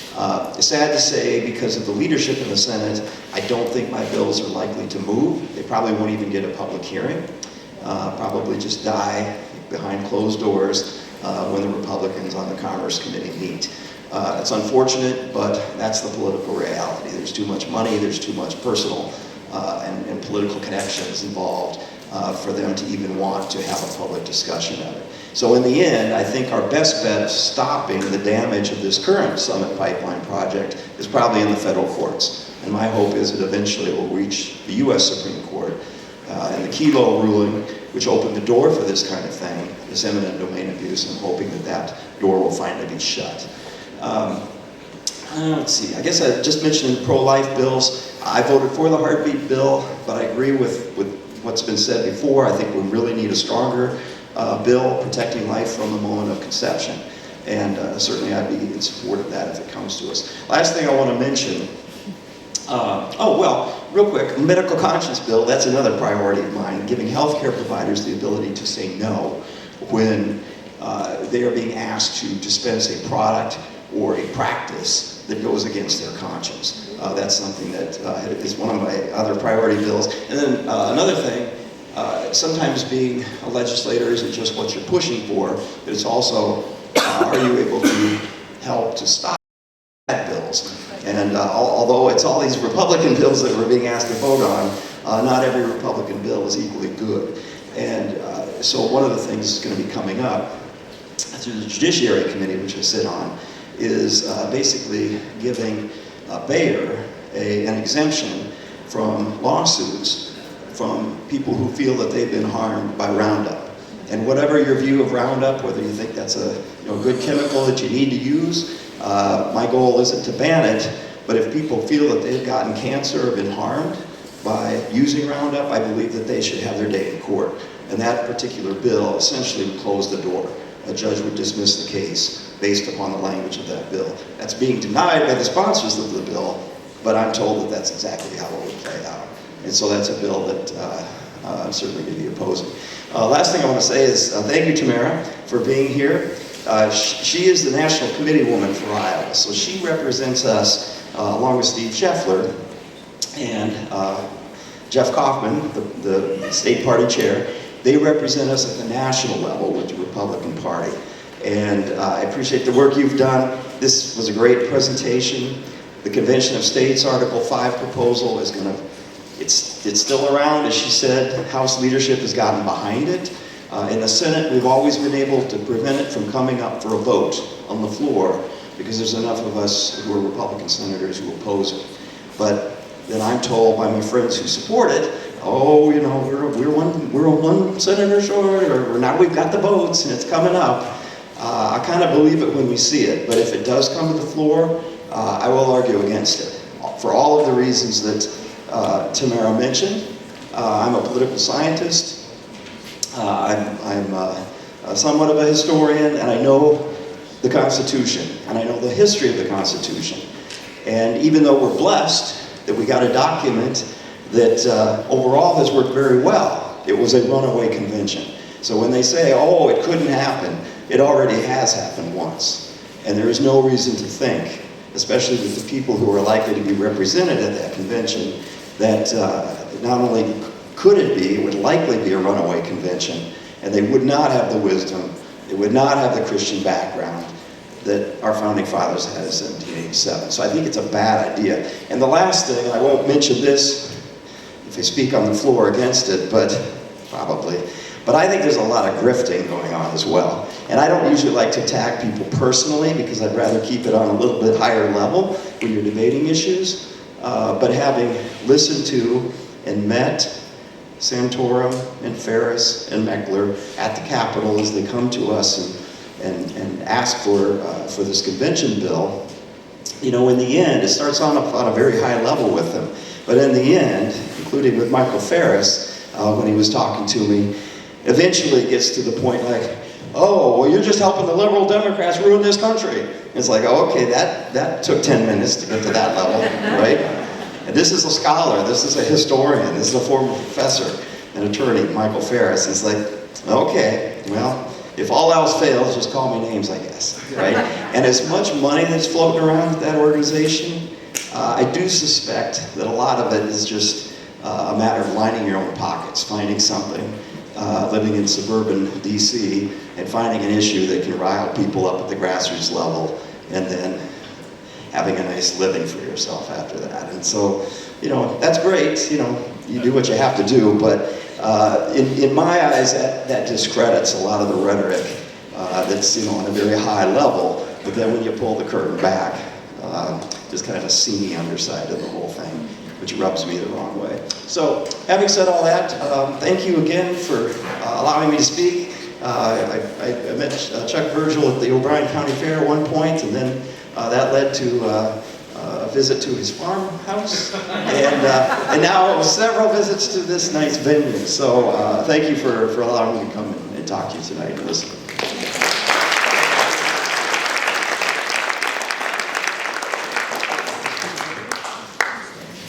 All right, we will open it up for questions, or if you're maybe a little more shy and would prefer to have us ask it, we do have Howard? I have a suggestion for our legislators on spending.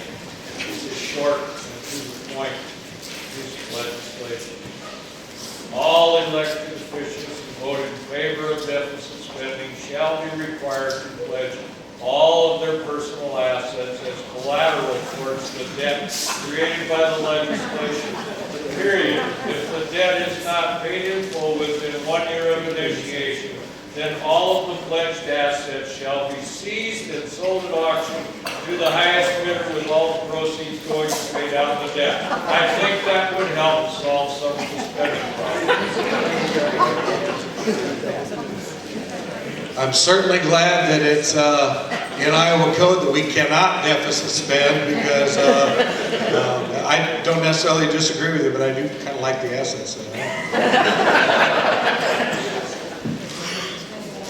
Kevin, can we get an eject device installed for every elected seat in the state once right now when they go against the Constitution?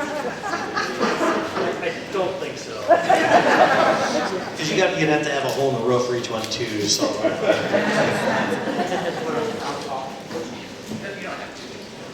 else? I have a question. There's a Clear Skies bill, I believe there's some things going on regarding what's going on above us. Could you guys elaborate on that and kind of where we're at with that right now?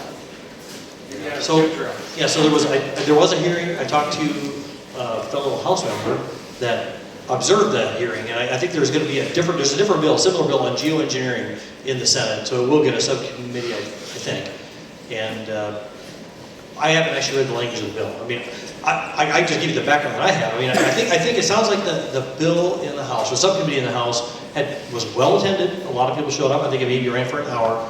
The way it was described by that person I talked to, he said it kind of devolved into a discussion about chemtrails in particular, and sadly, I think that turns it into a discussion that is easily sort of dismissed. But if you look at the money in the federal budgets, maybe it'll be ferreted out with DOGE, but the money in the federal budgets is definitely in the billions. It's earmarked for maybe research for geoengineering, and you're doing a lot of research for $5 or $10 billion. So I think most of us suspect that there are certainly geoengineering operations that are taking place overhead of us without disclosure. I think it'd be a great thing to make it illegal in the state. The problem is enforcement, like so many things. Who do you hold accountable? It's kind of like the situation with electronic devices in the schools. Who exactly do you hold accountable, and how do you do that? But there is a bill in both chambers. I don't know where it's going to go, but at least got a subcommittee. I guess I'm not even sure of the vote in the subcommittee. Do you know? So thanks for your question. I supported the bill. So from what I really understand, there's going to be a problem, like Senator Alon said, enforcing it and figuring out who's actually doing it. I think the piece of legislation that's actually bouncing around the House right now would at least force some type of, from the state side, investigation into actually what's going on. And so hopefully that kicks the door open to actually, it'd be great to ban it. But I don't think the bill actually seeks to ban it right now. I think it's this House study bill that seeks to actually try to figure out what's going on. We've got, Tennessee and Illinois so far, 2 states I think that do have legislation that have passed. Well, those are 2 states I actually haven't heard of. I think Vermont is another one. And Tennessee for sure, Texas maybe, and then Vermont. So, yeah, there's other states that are looking to do it. I have an enforcement idea. Kevin can fly you up there and you can pull over. I'm going to need a provision to mount a gun on my airplane. Because right now it's not illegal. We can try. Do you know who's doing it? Who's behind it?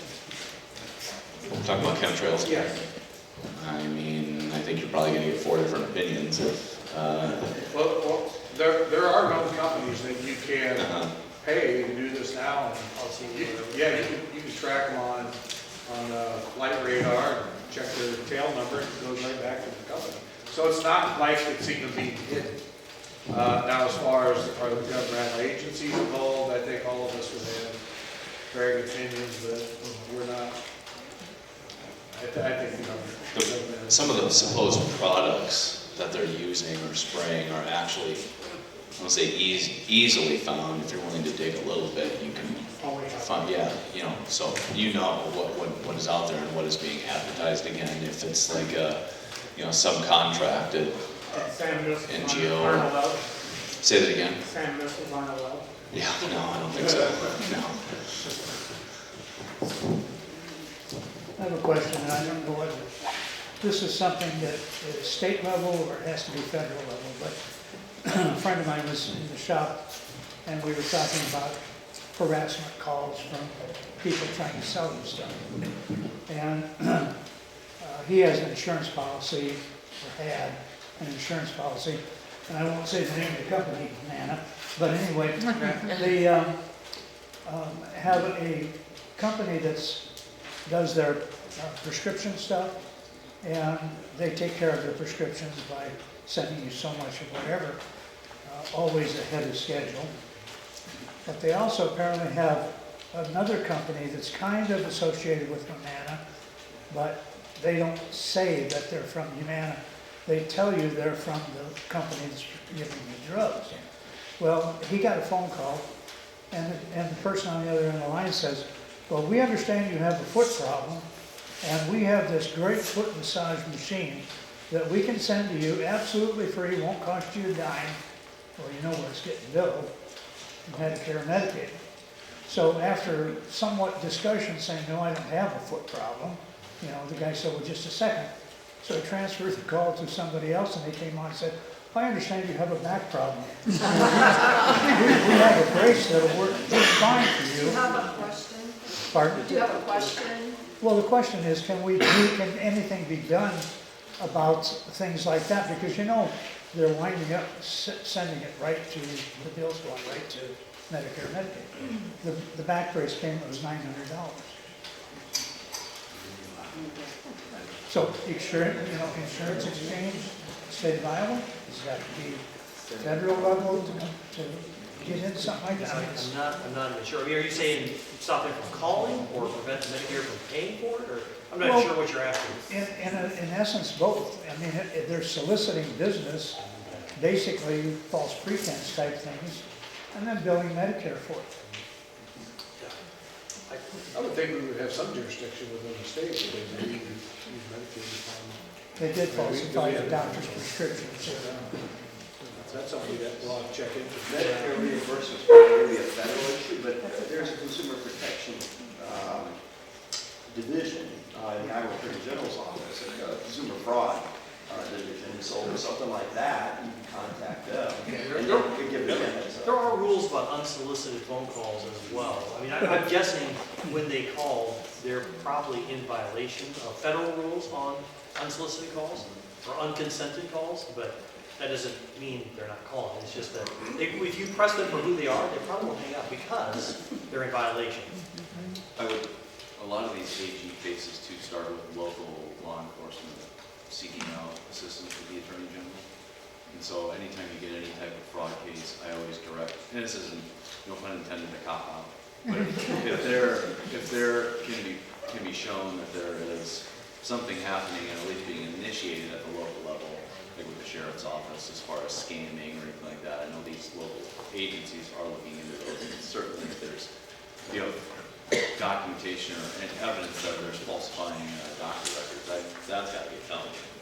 And so you're talking about crimes that are being committed already. Probably shouldn't. One bill that I forgot to mention, and since Jeff is actually running on my behalf, since I'm on the committee, is the right to refuse bill. That's something that really motivated me to run for Senate in the first place, and that is when they impose vaccine mandates on everyone through medical, government, military, etc.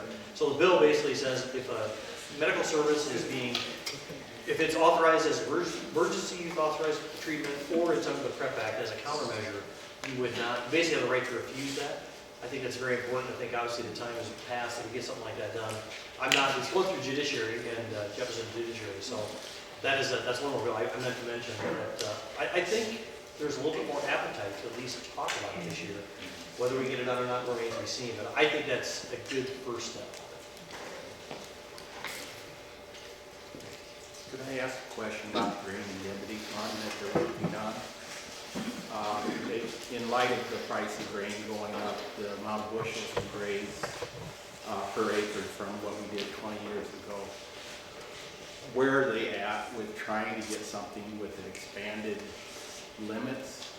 Because we're paying for it anyhow, and a lot of people, these co-ops have gotten so much bigger, so if they go broke, it's going to affect a huge amount of money. And can't they get something done to increase that fund? I think I serve on ag, and I've not been in the decision, and we haven't really been talking much about it yet in the Senate, but I know that Representative Sexton is the ag chair, and he's talked to several Farm Bureau meetings. I expect, I guess I still expect that there's a good chance they're going to come to terms. I think they're working out, there's certainly increased rates as far as like when it kicks in and when it's considered full. And the big question I think is whether it covers certain types of credit sales. And I know different people have different opinions, so that's one, it's been a kind of a sticking point. But I guess I haven't actually been involved in discussions directly, and I doubt anybody else probably has. Maybe I've talked to Senator Shipley a little bit about it, and be raising that limit up to 18 million. Is that the number that the Farm Bureau was? Yeah, that's what Farm Bureau was recommending, and then price later contracts being part of that as well. Part of it, yeah. I'm so sure. I'm a little more confident that we're going to see move. Last year it didn't get moved through the Senate. Yeah, and that I was just know they tried last year and nothing. I think there's going to be a little more effort to get that thing going. I'm just saying these elevators have gotten so big that if they go one big one. Well, if new goes down, I mean, you're talking for the state. I mean, seriously. Yeah. Last year when I was on the Agriculture Committee, I'm not on it this year or next year, but Representative Sexton was going to drop a bill last year, and there ended up being some problems with it, and members on the Ag Committee didn't think it was either the building go far enough, I don't remember exactly what the problem was, but last year, all of us were told by Representative Sexton, who chairs the Ag Committee, that this would be the year that this gets taken care of. I think the $18 million is also something that I've heard. So raising that cap, 10 million, I'm not on the committee anymore, but the things I'm hearing are things that are matching. There's a lot of grain put on price lately. Yep. A lot of interest. The last year I was told that this would be the Yes, year. that's- Sometimes deferred contracts, that's gonna be a negotiable spot, you know. Is there any talk of adding ethanol plants to that indemnity fund? Because right now, ethanol plants, we've got one that just went under a couple weeks ago, and our farmer's not getting a dime, is what I'm hearing. Final users like ethanol plants don't fall under what merchandise does. So you don't pay a fee when you sell it to the grain, to an ethanol plant, and then you don't get coverage either? Is that correct?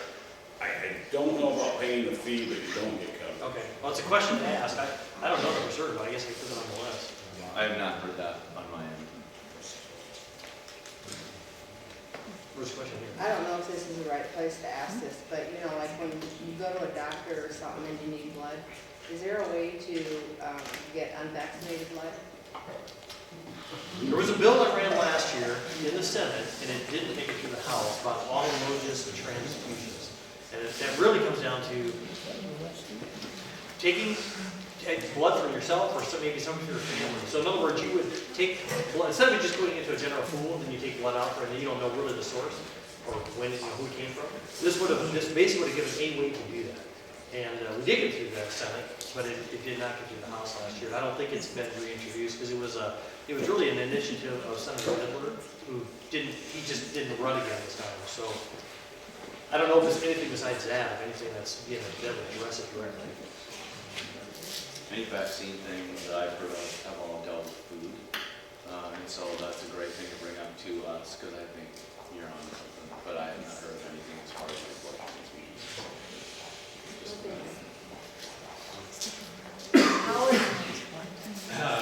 On the blood subject, I'm blessed to know a lady in Texas who started an organization that's called Blessed by His Blood.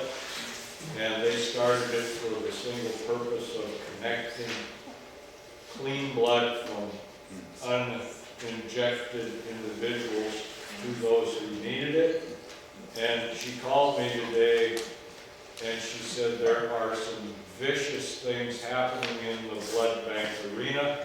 That is a high dollar industry in our country. We don't realize it, but a lot of the blood that's donated in our country actually goes outside of our country. And there are some very nefarious things that are happening. She's going to send me a summary of it, and I'm going to see to it that each of you gentlemen will receive it in email. But it's something that hopefully can be addressed nationally. And I'm going to put it in front of the new HHS secretary as soon as I receive it, because it's turned ugly real quick. And it's a ticking time bomb, no ifs, ands, and buts about it. The spike proteins that are present in that blood are causing issues in a big way, especially to immune-compromised individuals. Thanks, Howard. Kevin. I have a question. I know you all are immersed in the palace intrigue in Des Moines, and it occupies a lot of your time, rightly so, but I've actually been really intrigued to see what's been developing with our neighbors to the northwest and South Dakota about the eminent domain issue. How South Dakota had a very different outcome with regard to pro-pipeline legislators being tossed out of the legislature last year. And they've since passed or pushed through a home rule measure that empowers counties to reject eminent domain at their level. And this is a theoretical question, but I'm wondering what's the appetite for that to happen in Iowa? Is there anybody actually leading the charge to push for more home rule at the county level?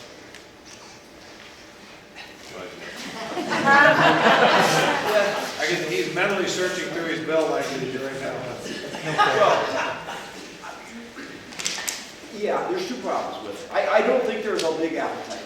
at least, because the problem isn't like the rank and file. I mean, there's like 10 or 12 of us in the Senate who are Republicans who recognize the harm that's being caused by eminent domain abuse and the violation of property rights. And then there's a bunch who are kind of, they don't know much about it, maybe the pipeline's not going through their district, and so they just, they're sort of apathetic. And then there's a smaller group, but they're the ones who tend to have the power, who are supporters of Summit for various reasons. And unfortunately, they are kind of the gatekeepers of these bills, right? And so they decide what comes out of committee, what gets to the floor, and all of that. So I haven't heard of that. There may be some kind of a bill like that, empowering counties to do more in terms of permitting or zoning. But I think the two problems is, number one, there's this leadership opposition to touching anything that has to do with the current pipeline project. They might be willing to look at something down the road, hypothetical future stuff, but they don't want to touch this one. And the reason in Iowa it's so much of a bigger problem to get anything done at the Capitol compared to South Dakota or even North Dakota is it's located in Iowa, right? If Bruce Rastetter and Terry Branstad were the two people pushing this, and if the governor wasn't behind it, because of that reason, it wouldn't be such an issue. But it's in Iowa, they just don't want to touch it. And then the second problem is the Republican legislators in Des Moines, unfortunately, have really very little respect for home rule. There's two provisions in the Constitution that we added in the late 1960s, but they really don't care about home rules in terms of the counties and the cities. We've got the power to do it. We can overrule that anytime we want at the state level. And so, as I was telling my colleague the other day, in Iowa, we are the big government party. The Republican Party today is the big government party. And we just, not only don't we care, but most of my colleagues don't even think about it. It's like we do it because we can. And it's like, yeah, but is this something we have to do? Is this something we need to do? Is this safe that someday when the Democrats are back in power, we've handed them all this centralized power in the hands of the governor and the state agencies? I mean, is this really going to work out for us well in the long run? Not a lot of caring about that. I don't even think it crosses most of their minds. So the idea of empowering the counties, there's two reasons. There's the Summit problem, and then there's the problem of like, oh, what do they know? We know better.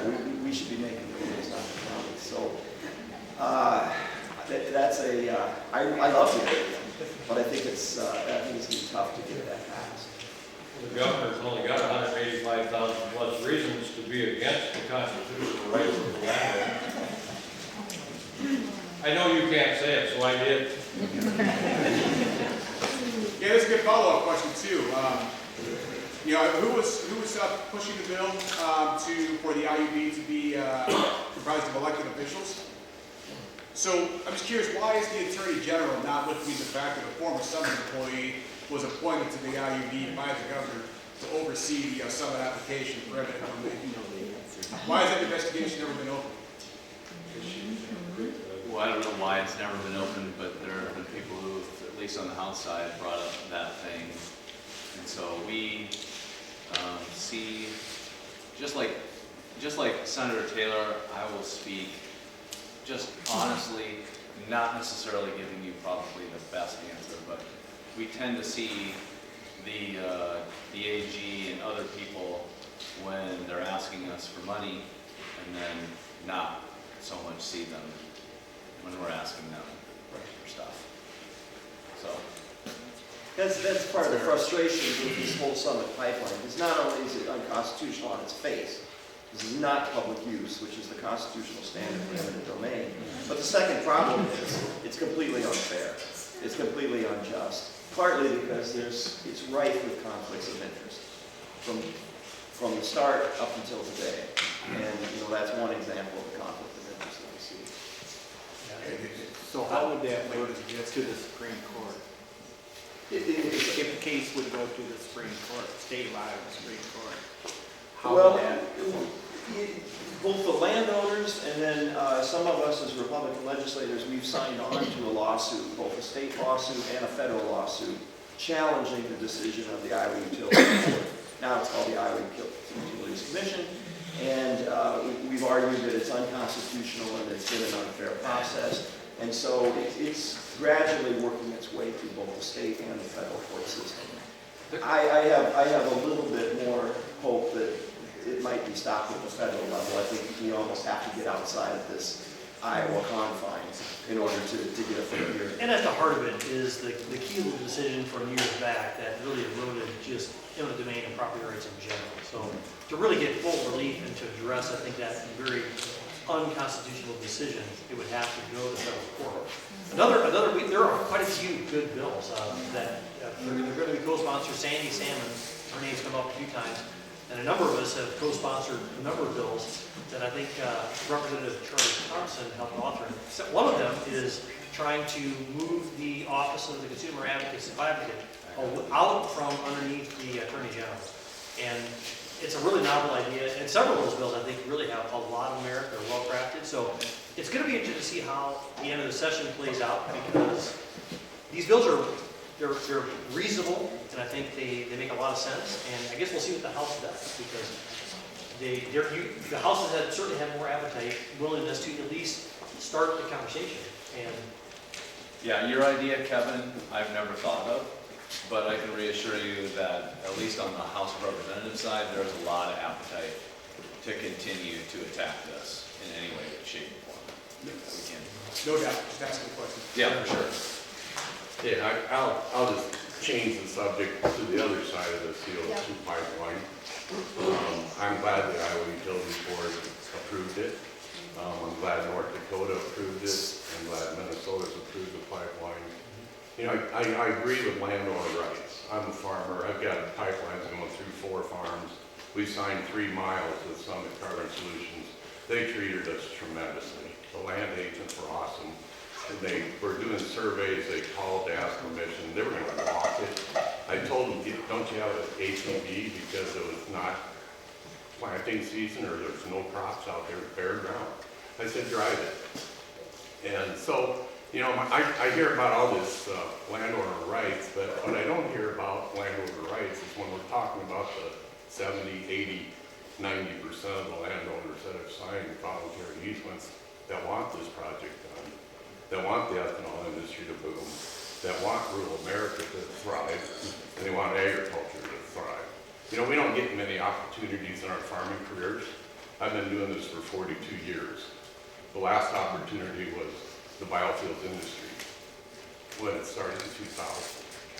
We have another opportunity here now, and there's a lot of economic growth possibilities through this project. So I think it's crazy that anybody, especially in this district, you know, we're the largest corn producing district in the United States, not Iowa, the United States. We're the largest ethanol producing area in the United States, not just in Iowa. This is a booming opportunity for us, and I'd sure be disappointed in my legislators if they tried to stop it. How does this pipeline benefit you? I don't understand. What does it do for you? There's a lot of plants that are planning on expansion. Ethanol plants, there's SAF, that's futuristic. That ain't gonna happen in 5 years, it's a 10-year possibility. Do you think that is that going to be made in Iowa? Yeah. I don't think about we're rising cross crowd. Guys, we're gonna, if you would like to discuss this afterwards, If you get back to Kelly's that's question. perfectly great. We're here to have the legislators answer questions, direct at them, and what they could do for the state of Iowa. So to get back to Kelly's question, there is an alternative where we don't have to lay the pipeline through people's ground. Some may want to take advantage of the pipeline, but there's a number of them that do not. My state of living was unconstitutional only on the eminent domain issue. But the alternative is you can capture on site. The technology is already there. You convert the CO2 to methane, and you sell it off to be used for methanol, which is a fuel. There's already a market for it. Cargo ships run on methanol. And it's one more product locally that will get get off a bushel of corn. So you're not paying somebody to take away a marketable product. And if you look at the cost of building the pipeline, compared to the cost of putting an on-site capture facility in each of those ethanol plants that want to participate, the cost of construction is almost the same. And they're eligible for the same tax credits as well. But for me, really at the heart of this thing is that it's all, we wouldn't be talking, you're basically saying, oh, to get to something in the future like sustainable aviation fuel or some other derivative thing that is contingent upon what? That is basically them deeming a CO2 as a pollutant, and we're going to basically tilt the scales and say we're going to pay these subsidies based on what I would say is bad science. So at its heart, just everything about it just rubs me the wrong way, and it isn't constitutional. I appreciate I get it that basically the federal government over the years has created a artificial formula that says if we don't do this, then we're just simply going to make your ethanol not marketable.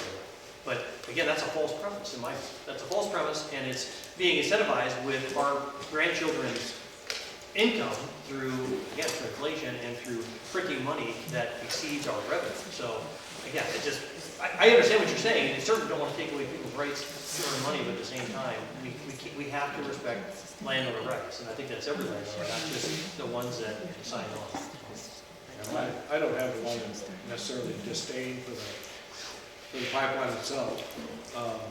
My disdain is for stopping on the right eminent domain rights, landowner rights. This actually is supporting the Keeler decision that came out of Connecticut a number of years ago, where the city actually granted themselves eminent domain for a project and they turned the land over to a private corporation maintaining the same eminent domain rights. So there you went from a public good, public use, but gifted the land over to a private entity for private gain. So when you look at this pipeline, it's hard to say that it's necessarily for the public good. It might be good for the public good of the corn growers or even certain regions, but for everybody in our state, is this for the public good? I would say no. And what this ruling does, it has more repercussions than just what's going on in Iowa, because this will be used nationally as support for the earlier Keeler decision. And it's going to make it harder to rein that in. I certainly don't want to give up my home and my corner lot because the city decides that there's a great economic development to stick a quickie mark on my plant, on my piece of property. Okay, go over using eminent domain. That's an extreme issue there. But I think it's a realistic thing that can happen as a result. So that's my take. You know, the whole problem with the process is it comes up after the fact. You can't change a rule or rules midstream. You know, we had the same discussion during the Dakota Access Pipeline 6-7 years ago. When the Iowa Utilities Board approved that pipeline, there was instantly 98% easement signed. And that's a privately owned pipeline. And we have the same situation here. We're already, right here, it's 90% signed, right through this area. And it won't take much to get 98%. And so the 2% eminent domain use, we can't have, you know, from the last I recognize, the U.S. is a majority-led democracy, majority rights. And when you got 70, I think we're getting off topic. Does anybody else have any questions, not statements, they would like to ask of our representatives or Tamara? I think right now would be a good time to explain hopefully our future events. All right, I can't speak for all the representatives, but they might be willing to hang around to discuss further afterwards. But we want to say thank you to the 6 a.m. guys for organizing this event. If you would be so kind as to consider contributing to the fishbowl for future non-partisan events. We'd like you to mark your calendars for April 4th. We have confirmed Speaker Rob Sand, State Auditor and potential Democratic nominee for the Iowa gubernatorial race in 2026. as well as expecting challenger Brad Sherman, and we have also extended that invite to current Governor Kim Reynolds. We want to say thank you all for coming, and we hope you have safe travels home.